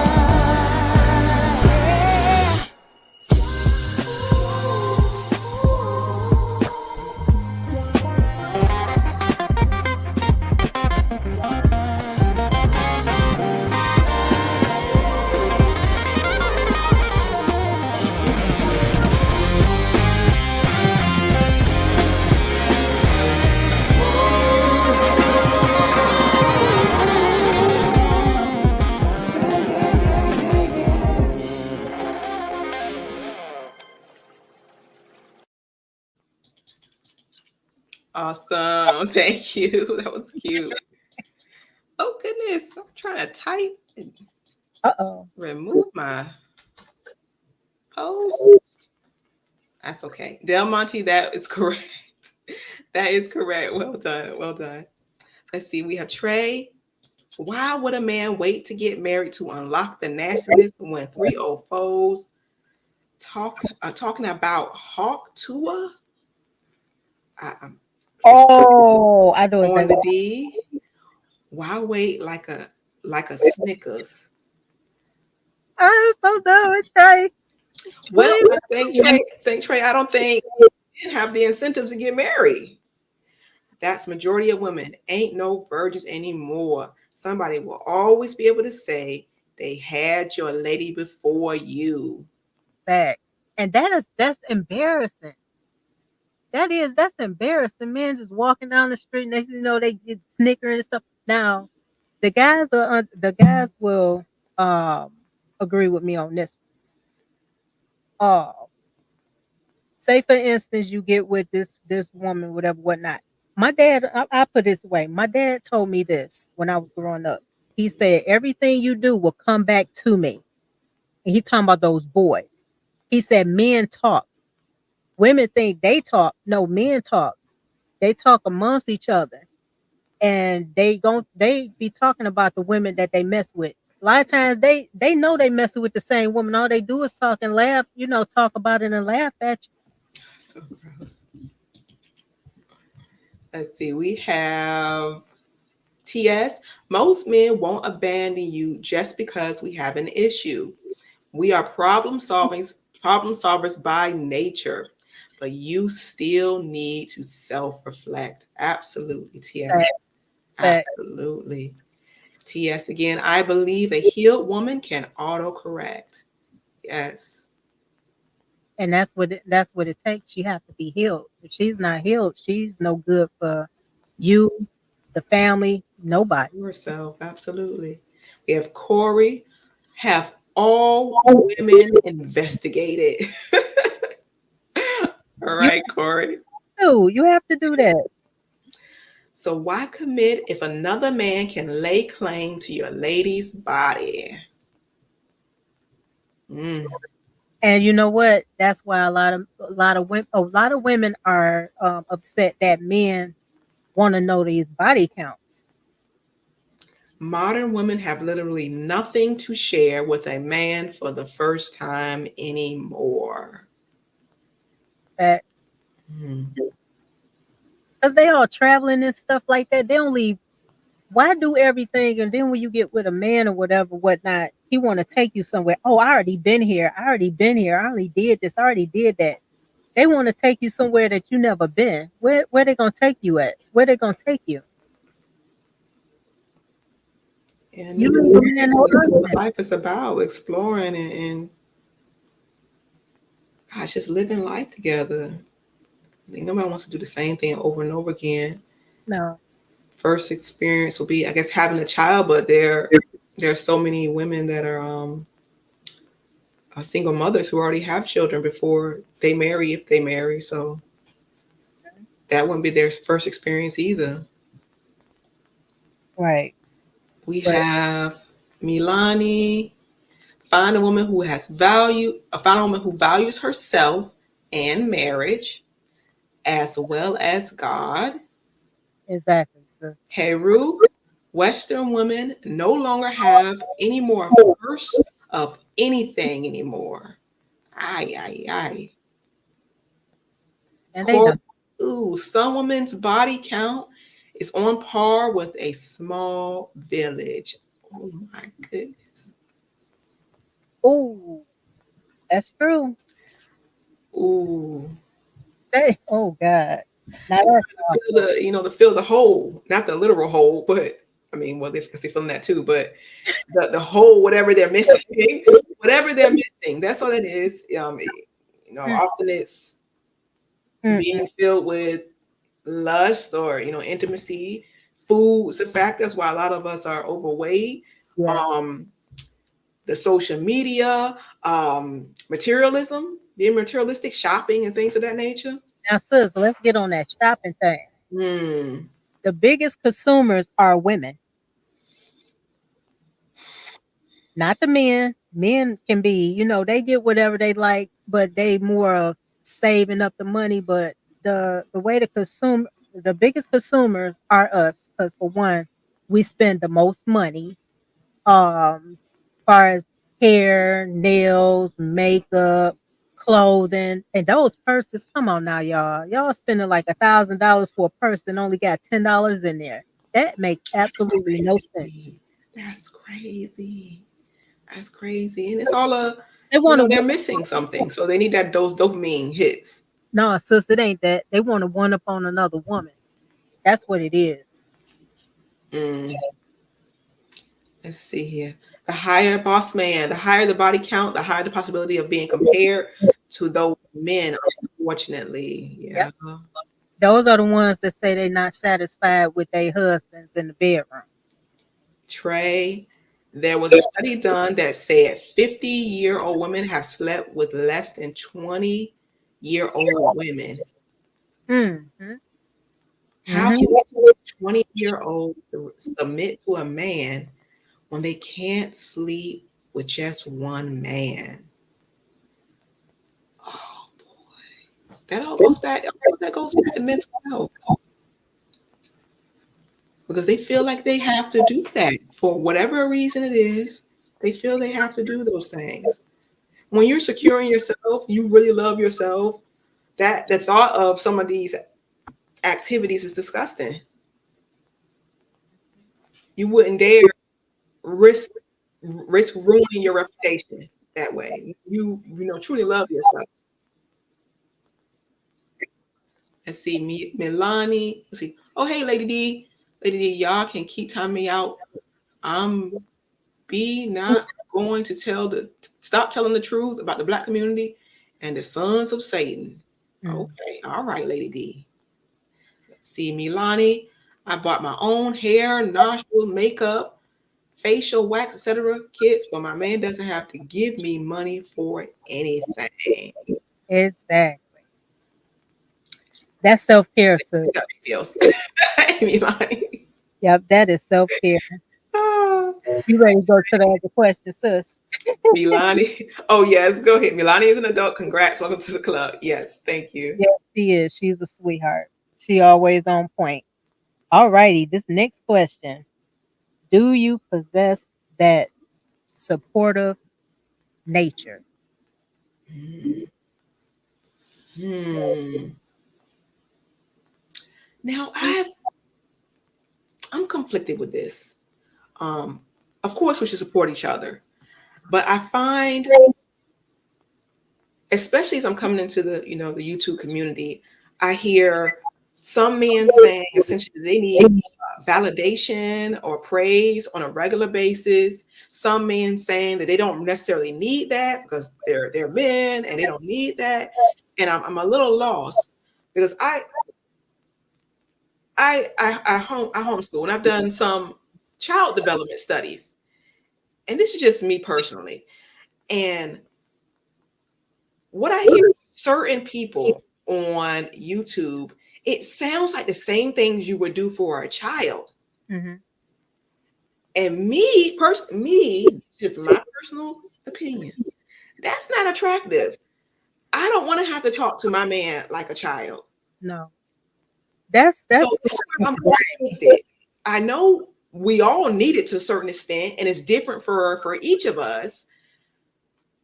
But that's a big turn off. That's a big turn off to have a man saying, I need you to praise me or validate me, let's just say every day. Like, really?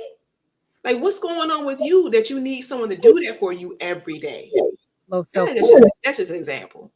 low self-esteem. Hmm. We want that validation like that. That's a sickness. I'm sorry, and that's low self-esteem because you should be able to be confident in yourself, and validate yourself. And one thing about men, they love a woman that knows her purpose. And yeah, you actually have to know your purpose because if you have that low self-esteem, nothing gonna work for you. Nothing will work for you. Yeah, I know we all need it because we're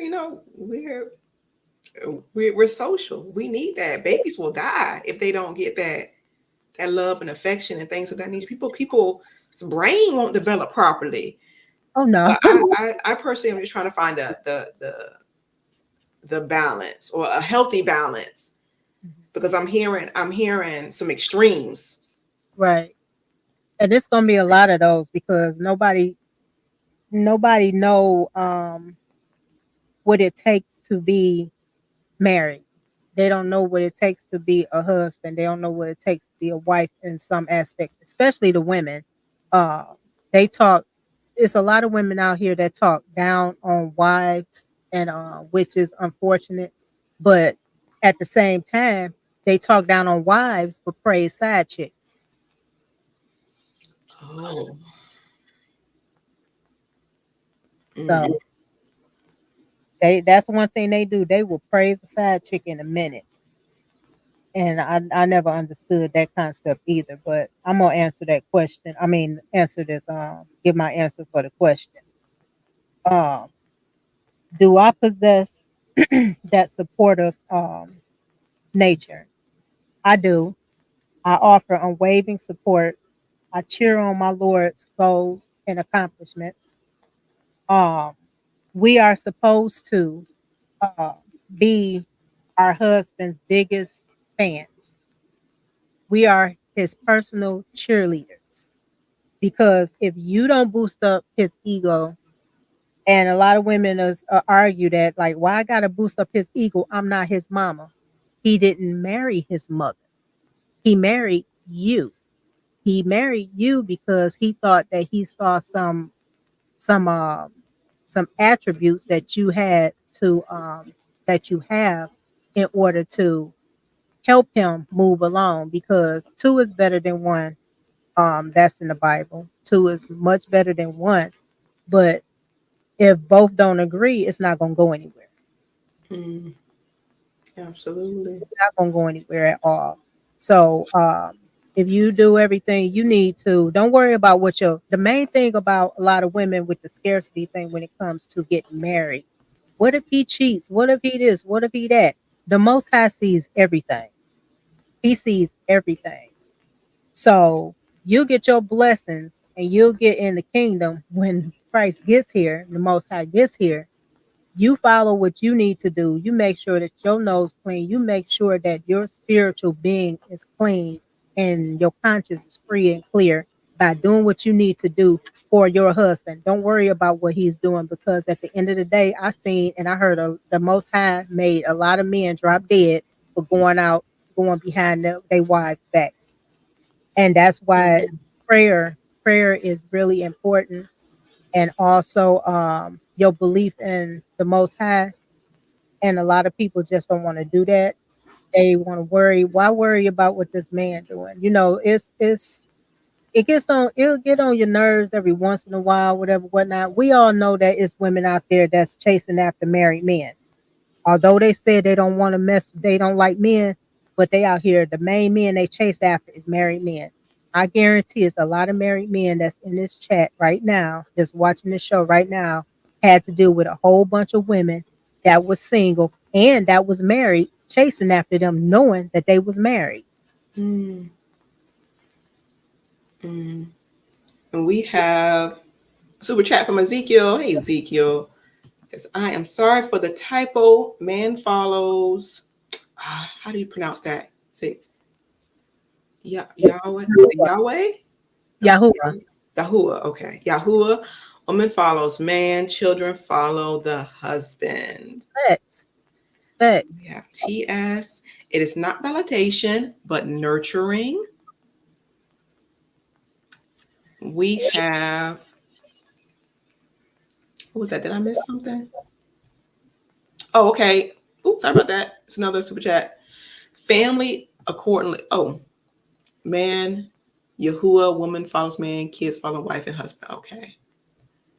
Let's see here. Boss man, you're right. It's low self esteem. We live for appreciation and occasional validation, but respect and appreciation goes the long way. It really, Okay. you know what, boss man, it really does, because like I said, I've been married to my husband going on our 11 years being married. And I seen that the way I am with my husband, it really makes my life easier, because for one, we do in our faith, a lot of people know I am an Israelite. And we really work together, and by me showing my appreciation, by me being empathetic to my husband, being a wife that I know I need to be, it actually works out. I'm not, I don't feel like I'm a slave. I feel like a princess, actually. I'm just gonna be honest. I really do love my husband. I really do honor my Lord. I really I really appreciate him, and I make sure that I let him know that I appreciate him, because he does a lot of things for me that I know another man wouldn't be able to do, because we follow the Most High. Yes, ma'am. We have Omega Dreads. Hello, Omega Dreads. Nice. Socialism has messed up humans so much. Let's see. Corey. Oh, thank you. Thank you. Omega Dreads. Once you lack enough empathy, you won't have to worry about praise every day. Corey, one man, one woman. The rest is nonsense. Facts. Let's see. Oh, Lana S. Hoes praise each other's recklessness. Ain't that the truth? They do. It's like they put each other on a pedestal. They don't ever tell the women like, look, what you doing is wrong, sis. You know you got your butt hanging out, sis. They will watch a sister come out there with lingerie on and won't say nothing to them. It's like it's no shame. And that a shameless woman is counted as a dog. Remember that. That's biblical. That's the Bible. You can't even tell the difference between a woman and a 304 these days. And then the first thing they say, we're over sexualized, sweetheart. You over sexualized yourself because the first thing you said was my body, my choice, and that came from that feminist rhetoric as well. Let's see. Omega Dreads. Men become numb. They won't care. Lana S. Yes, because it's fun and lust. Let's see. Omega Dress. Oh, that's Milani. Men, especially black men, go through a lot in the world. Oh, yeah. They need a woman at home uplifting them. Sis, Milani, you are exactly right about that. That's what I was saying about the man's home is his kingdom, is his palace. Outside my our doors, my husband have to deal with a lot of stuff. When he comes home, I'm at that door. I don't care if I'm not feeling good. I'm at that door, greet my husband, ask him do he need anything. He have food. I can warm up his food, whatever, whatnot. Make sure I serve him. Make sure that the house, his castle is clean. He don't have to do anything when he gets home because he had to deal with all that. And to make it so bad is a lot of women don't know that you're a dragon. You're a dragon, sis. A lot of men don't want to come home to that. It's a lot of men don't even want to get married because they see a lot of examples of men just going through it. They go to a barbershop and the first thing, and men know I ain't lying on this one, the first thing they hear is a married man complaining. He complaining because he thought he married the right woman, but he didn't. It was all a facade for her to marry him. And next thing you know, it's like he can't even get away from that dragon. And 9 times out of 10, a lot of these men don't leave, but we will leave in it. We will leave in a minute. They'll work it out with us. So for a lot of women to go around saying these men ain't ish and all they want to do is marry you and leave, that's a lie because the first person that's gonna leave is the women. And statistics shows that men will try to work it out with you. They'll try to work it out with you. And for a lot of women to think that wives we get cheated on, that's a lie too. Because if they work, they come home, man come home. I mean, man come home. He know what he have. Um, it's up to us to make sure we do everything we can to keep that outside person, that outside woman out, especially these work wives. Because if you putting stress on your husband and he goes home, we know they can sniff out a man that's going through something. We know that. Why send your man with out the door with an empty stomach and with empty stomach and full in a full sack? I'm just being honest. A lot of women don't even want to have sex with their men, especially I'm gonna say their husband. They deprived them because he made you mad the other day, or he pissed you off, or he didn't give you what you wanted to get, and this that third. You're not supposed to withhold sex. That's ungodly. For a lot of women that's going around saying that they're a God fearing woman and want a God fearing man. How in the world can you be God fearing when you're going against everything that the Most High put in place for us to follow in the first place? So recently I was researching the high rate of divorce whereas women file first. And in the Black community, and I was curious as what was the reason, well, I guess what were the grounds for the divorces? And it, for the most part, it said economic reasons. Do you all believe that that's accurate? What do you think, sis? It's not that. It's the point of women believe when they got married, when they get married, it's supposed to be this happily ever after, this blissful sanction or sanctuary.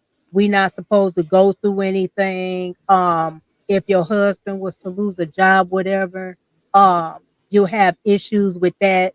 They don't believe in longevity at all when it comes to marriages. Although it's somebody said it's money.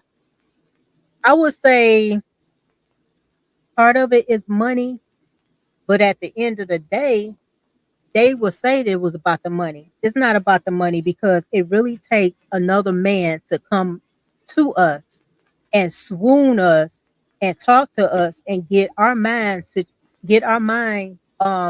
conform to his mind. I'm just gonna be honest on that one because we would not leave a man, or we would not leave our man if another man wasn't present and another man wasn't entertaining us. So Now, I'm if it's saying curious. about the money, it's not always about the money. We have a couple of chat comments saying that it's usually money. Mhm. I'm curious, what does that look like? Is it the woman I guess the husband not making enough, or is the woman making more and they Nope. decide to leave? What does that look like? Sis, it's the woman spending the money. She want to keep spending, spending, spending, and So spending. she filed for the divorce so she can keep spending the money?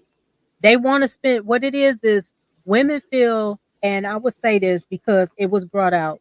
They said that a lot of men are financially abusive.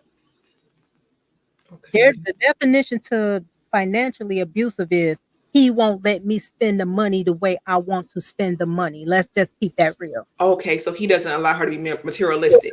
Yes, and they are Okay. materialistic and they want to keep up with the Joneses and their friends and everything else. When this man is being logical on trying to save money so he can get this house that he know that he feels as if his wife deserves. He want to save money because he feels as if his wife deserve A, B, C, D, and E. But every time turn around, we always in their pockets, and we don't even want to save because we want the latest purses, the latest shoes. We want this extravagant jewelry. And like I said, it's only in these trips. I don't understand none. I don't understand about these trips, but it's all about the women want to make sure that they always be in the pockets. These men can't save anything if you always in their pockets spending their money, spending the money. The money's supposed to be a household, and to be honest, sis, it's gonna be a lot of women out there they broke already. They saying they make $100,000 a year. No, you don't. You don't make that much money at all. You're lying. Um, and I'm gonna just be honest on that one. But it's just gold diggers out here.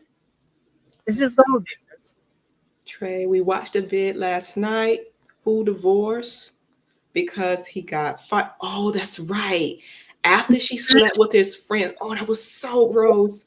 It's always about the money with modern transactional women. But she in that one, she had made it well known that was who she was at the beginning of the relationship. That was his fault.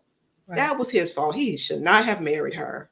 He's seen all those red flags because for one, he led with his money. He led with his money, and she was like, "Oh, he got money. He gonna take care of me."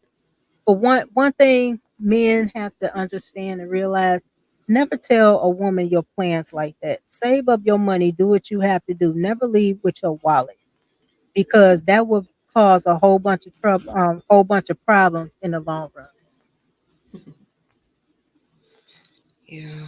Ay, ay, ay. And that's what they wait on for a guy to leave with they wallet. Mm-mm-mm. Milani, I'll stay in 1 and 2 star hotels and vacation rentals any day. Take a staycation. I love a Mhm. good staycation. Sit at home, read a book together. Right. play some cards, a long walk on the beach, just relax. Mhm. Sometimes vacations can be stressful. You gotta plan it, and I mean, and you spending all the money. Yeah, it is. It is something else. It is something else. Let's see. Lana S. Is that the girl who told him she was no good before they got married? Yes, Miss Lana. Yes. Yep, and he ignored Yeah. all the red flags Yep, because that he was was his thinking fault. he was Hmm. he was lusting for her, and you shouldn't take a woman for lust. You shouldn't take a wife for lust. That was the number one Absolutely. mistake he made. Absolutely. And Mm. then for it to get to the friend, she been entertaining that friend. She been entertaining that friend. So what do you? I say y'all missing the point. Y'all missing the point from Trey. What about the women leaving the men for money? Because okay, it's not about whose fault. It's about the incentive of modern women. They're divorcing because of money, which was my point. Okay, okay. Oh, for I get for alimony, Trey, for alimony support. Right, Okay. but Oh yes, right. The friend gave her money. That's right. right. But Trey is also too that what I was saying earlier as well that a lot of women they be with a guy and once your funds run out they go on to the next one. But guess what? They've been had those men on the back burner. They've been had men on redial, speed dial, and they had them as a backup plan. The men will come out of the blue. Mm. All righty, my dear. Next question. All right, Lisa, next thank you. question. Let's see. Let's see. Gee, oh, we almost done with questions. All right. Do you have adaptability skills in Yes, a marriage absolutely. or marriage? Absolutely. Absolutely. And I can say that with confidence because it was a struggle for me initially because I had a lifestyle that well I was going the direction that I desired, as a single woman. Um I had goals for buying a home. I knew I wanted to be married at some point, but if I didn't find that person, then I was going to continue my path, buying a home, home ownership, and other goals. And when I got serious with my husband, I had to change a lot of my lifestyle. So yes, I was quite adaptable. That was a big change for me. Big change. So check. Yes. I Yes. did the same thing, sis. I didn't Yes. did what I was I supposed to do. had to cut back on my spending, Mhm. my partying, things of that nature. We partied together, but it still, and even still had to cut back on a lot of that. Right. That's a good skill to have, sis, because a lot of women would not do that. They don't they won't do that. The first thing they say is you knew what I was and you knew how I am before you met me. And I'm not gonna change because you my man or you my husband. So that's the attitude they have. But my answer to that Very is immature. is true too. When I got married to my Lord, I was willing to adjust to his plans and his preferences. And I did that to accommodate his wishes.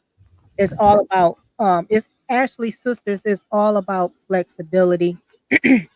I had did a lot of things that got rid of a lot of things that I used to do, like far as if I used to do certain type of work or whatever, whatnot, and that would have been detrimental to spending time with my husband. So you really have to learn how to sacrifice because technically the men when they marry you they did a major sacrifice. They was like, okay, I'm gonna go ahead and marry her. This is the woman I want to marry. And but a lot of women out here saying that they're the ones settling where we don't settle. The actually it's the men that settle for us. Because like I said, and I say it again, it's a possibility this man had a whole bunch of women, but he decided to choose you instead. And don't make him regret his decision. Uh, Never make a man regret his decision of marrying you, because at the end of the day, your marriage won't last long, because he will look at you differently, and you're gonna wonder why there's trouble in the flesh and there's trouble in the home. Mhm. Present how you present yourself to this man, you need to keep that representation up, unless it's something that make you better along the way in the marriage. Because when you're married, it takes time to adapt to everybody. It takes time to learn your spouse. But you in a marriage, if you have not grown spiritually, mentally, it's not going to work out. Yeah. It's just a waste of So time. true. You're supposed So to grow in a true. marriage, not be Absolutely. stagnant. Let's see. Ooh, Trey, the reason women weren't allowed to have bank accounts alone wasn't to oppress them, it was to control the uncontrollable spending men back then knew was coming. Yep, Trey, you that's know true. how much booty I gave up to be in a relationship. All right. Thanks for sharing, Trey.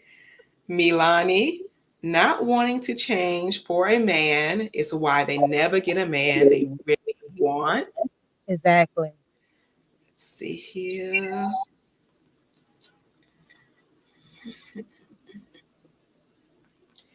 Trey, a woman should undergo a metamorphosis. We should be getting better with age. Yes, and we supposed to, because Absolutely. at there is no way that a woman should be married to a man so long and you still the same woman he married day one. No, no growth, none. Yeah, that's pretty sad. Pretty sad. And yes, you have to change for a man, because that man you have to change for your husband, not a man. You have to change for your husband, because guarantee your husband is changing for you. That's what marriage is about. It's about learning each other. It's about growing together. It's about changing your mindset and everything else. If you don't do that and you stay stagnant, you stay the same, what the hell you married for? Let's see. Boss man, present yourself. Are you also speaking of physical and sexual appearance and appeal? Yeah, we got to stay on top of all of that as we age. As we age, it's not always going to be there, but we want to hang on to it as long as we can. As long as we can. Let's see here. Hey, Ruth, foreign men benefit from marriage the most because they live polygamous, I think I pronounced that correctly, Mhm. family settings with many wives and concubines. That's Mhm. foreign men. You can't do that here. And on top of that, it's a lot of men here talking about um having that type of lifestyle, but it's against the most high to even do that. Um and you wouldn't the American men wouldn't be able to take care of a lot of women. And for one, you have to deal with all these women's It seems attitudes. expensive. It is expensive, because guess what? The men will have to pay for that woman's clothing, her living expenses, and Those everything. kids. Do you have enough money to even, take care of 3, 4 wives and 10 to 15 children? No, you don't. I would have to agree with Mrs. O, sorry, because culturally speaking, in the African culture, for Mhm, men to have multiple wives, they're mhm, paying for their health insurance. They're mhm. paying for their shopping need. They're paying for their medical need. They're providing for their multiple kids from each individual woman Hmm. need as well. You providing for the tuition fee for these kids. You providing for the medical. This is where men who have the exit amount of access, resource, and money to do such thing. Now, to practice that same dynamic over here, it's literally impossible based on the political aspect how the country is being governed. Yep. So when they ask for something, it only can be done outside the country culture and dynamic. Right. It worked well in the Middle East, it worked well in Africa. It may not work well in some Asian countries, some Asian countries promote that as well, but they had the environment for that. They had the dynamic for that, and they also have the culture for that. The US does not have it. And they don't have that here, brother. Mhm. They don't even have that here. But this is what they saying. Oh, I want all these wives and this and that, and the third. But you can't even handle one woman. I'm gonna be honest. We are enough by ourselves. But you want to add on more stress? Good luck. Good luck.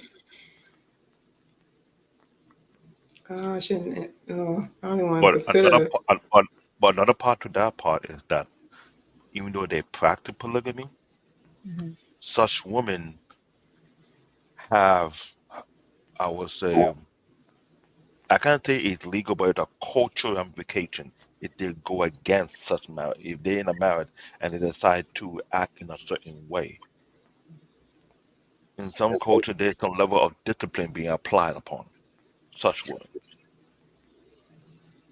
Golly. I can imagine the But discontent in the family if there's conflict between two of the wives Oh, it's gonna all look. or the kids. Oh Look, gosh. we see that. Sis, we see that now with single women that's sharing the same baby daddy. I'm being honest. They always Baby fight. mama dramas. It's going down in the house. Everybody's in the same house. That's Yeah, crazy. fighting each other. Or next door. They fighting each other. They doing a whole bunch of stuff. But guess what? It's a such thing as sisterhood, huh? What happened to the sisterhood on that one? They are in polygamous relationships. These single women and some married that's dealing with that. Um, they already in the polygamous relationships. Difference is they don't get no benefits from it. Gross. Trey, modern women are poly anyways, all sharing the same man. Hmm. 42,000 new STDs. Remember. Del Monte green beans. And want to add stress on purpose? Hey, Rue. No, sister. More women whom are already acclimated to the polygamous way of life. Yep. That's what I See, said. They might as well be. They already in hey, one. Rue. They're not You married. lying. Hello, maybe some, but not a majority.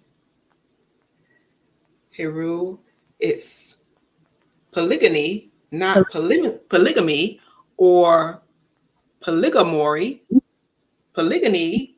That was my test for the day. Uh, Polygamy is for the man only. Okay, so I don't really know the difference between Polygamy. different I lifestyles. practice that, and I wouldn't. If somebody's coming to me telling so come on, let's no. Next. I'm not doing that. I'm sorry, because I know I'm a hand for I'm not malicious or anything like that, but I know it's my husband had to do it enough with me, I don't think another woman to be a factor on that Polyamory. Polyamory. polyamory. Mm. Okay. Not for me, I tell you that. Not for me, I tell you that. But it's a lot of women that's doing that already. They doing that already. And then on top of it, a lot of these they chase after. I heard that a lot of women said they'd rather deal with a man that every other woman won't. Yeah, okay. I'm Yeah, curious as to okay. why. See how that works out for you. He have 10 kids, 9 baby mamas, and you want to deal with that. Good luck. Good luck. Same, Milani. Same. I can't do poly anything. I want my man all to myself and vice versa. Exactly. I am very selfish. Mm-hmm. I am very selfish, and I would change it to any woman he want me to change into. But I'm not Mm-hmm. that. And I'm afraid of those STDs, Oh, girl. spontaneously combusting. Ain't enough, ain't enough migraine medicine in the world to have two wives. One headache is enough. Imagine that, Trey. Enough. They fighting and stuff, and you trying to get in It's between the two. three And you checks can are do better than two in this economy.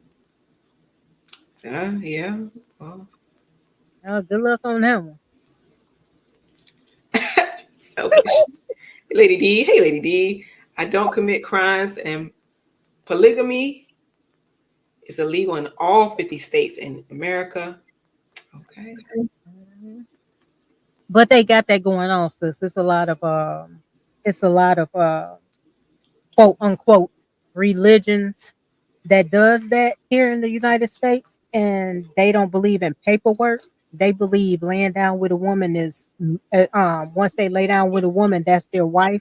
That's going on here, Mm, documented. But I know that's what's happening. I found an interesting fact recently. I think it's North Carolina. If Mm. you check into a man and woman check into a motel or a hotel in the same room, you're legally considered married. It was something crazy like that. I'm sure I'm not quoting it correctly, but it was something crazy like that. Wow, Craziness. the things people do. Milani, the only poly I want is Polynesian food. Del Monte, gotta smoke one every now and then.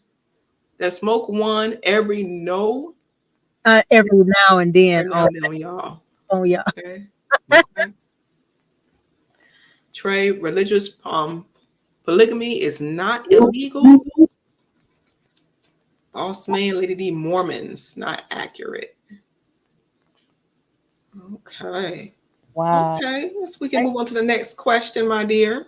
All righty. Let's see what we have here. The last question I have: can you be appreciative of dominance? That's a big one. That's the main one. A lot of women are against dominance. That's a I don't understand that. I'm very appreciative of dominance. Very appreciative. I love dominance. I do too, but it's a lot of women. It's a lot of women don't like dominance. Yeah, only dominance they want is in the bedroom. They missing out. They're missing out. Yeah, well, in all aspects, missing out. I don't know. I'll keep my comments, the rest of my comments to myself. But yes, I am appreciative. Yeah, I'm very much so appreciative. Yeah, look, women appreciate sexual dominance, and that's where it ends. Not Hey, all the women, Trey. he not Trey. You are absolutely right, sir. I'm with you 100% on that one. Okay. What I can do is me myself as a wife, I find a fulfillment and the strength and the guidance of my Lord and what he provides. Um and by my husband being the dominant spouse, I can fall back. I'm just gonna be honest. I'm comfortable. I can lay back. I'm relaxed. I don't have to worry about anything. I know for a fact that if anybody come my way, he'll take care of it. You come sideways with me, my husband will take care of you. I give him I give my husband complete control. And I'm not ashamed of it. And that's why I'm a wife. And I can get, like I said, sis, I get anything I want. I have to ask. I get anything I want by not. I don't even ask my husband for things. I really don't. I don't ask him for anything. But he makes sure he see that I need something. He'll get it for me, and he'll surprise me with it. And that is the most beautiful thing you can get out of equally yoked marriage. Absolutely. A lot of times people will put equally yoked as the financial. I have to have the same amount of money or I have to have more money than him. And that's not the case.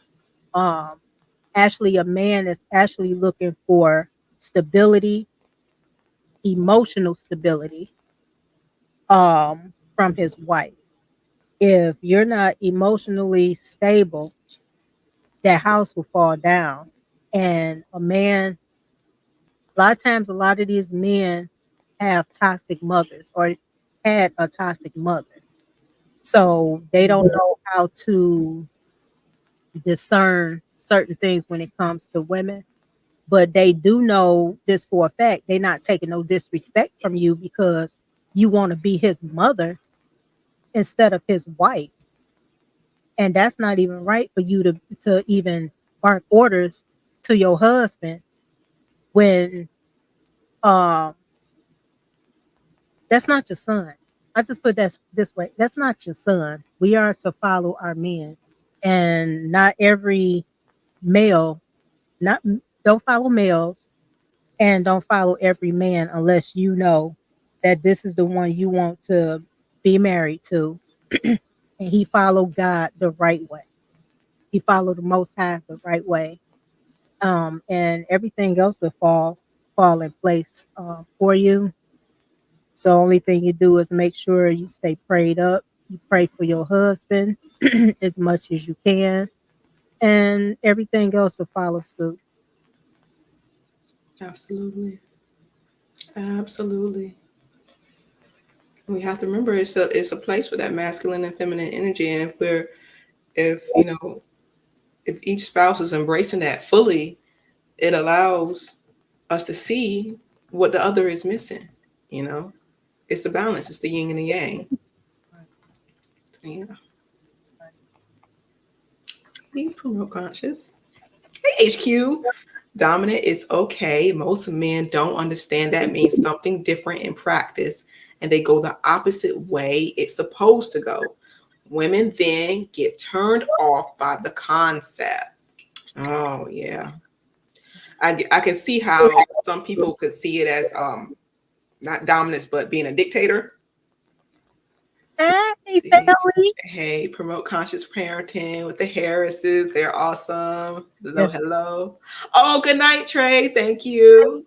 thank you for being here with us. Thank you, Trey. Thank you, thank you. Omega Dreads. You ladies have a great night. Good night, Omega Dreads. Thank you.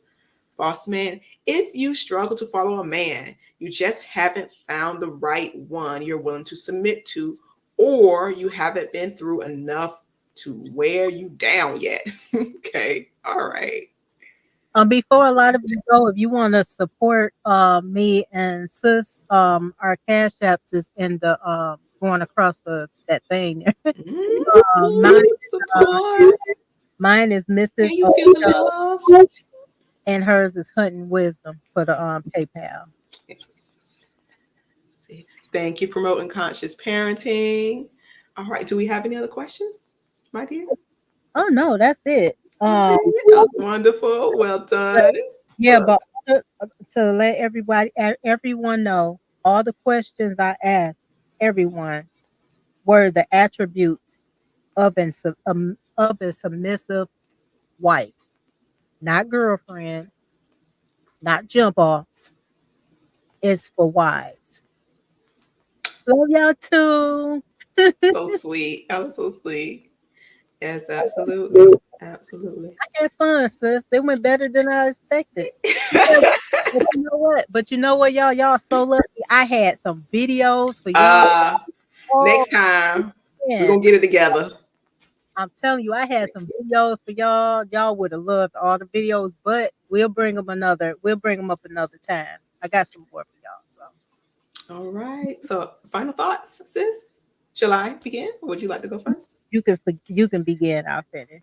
All right. Just self-reflect. I think we all need a bit of therapy. I believe we all are unaware of different aspects that may be affecting us. Mhm. So take the time to love yourself, get to know yourself and love yourself, because we can't be in a healthy relationship if with someone else if we're not in a healthy relationship with ourselves. Thank you all for supporting. Thank you and love you all. Love and peace and good night. And it's Shalom, everybody. I'm so happy that excuse me. I'm so happy that everybody came and rocked with us tonight. I know sometimes this can be a heavy topic for people, especially women. Um, if the shoe hit you, hey, it just hit you. We have to do better as women and as a whole. Wives are important, and but most importantly, our husbands are important, and black men are especially important because if you look at it, our communities is crappy. We have these kids, they just everywhere. They have no discipline. They have all mouth. It's so much going on because we as a whole, especially women, we're supposed to be the nurturers of these children. And when we look at it, is women are more of their children's friend instead of the Mm. mother. And that's where we fell off at as women, and we really need to get back into that nuclear family, get married, have children. Don't get married to just anybody. Please vet them. Bet, Let bet, it bet, at least bet, bet. be a year. Let it at least be a year or more. Not 30 days, not 90 days, not when you cracked open your legs. Don't even have sex. You withhold the sex.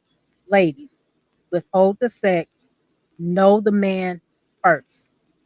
You have to know them first because at the end of the day, you get married and you say you have a no good ninja, it's on you because you're responsible for a lot of things as well. You can't put the blame on a man. You have to put the blame and accountability on yourself as well. And I Oh, love you all. Thank you so well said, my dear. Isn't she lovely? All right, everyone. Have a lovely night. Wish you much. health and wealth. Bye bye. Shalom.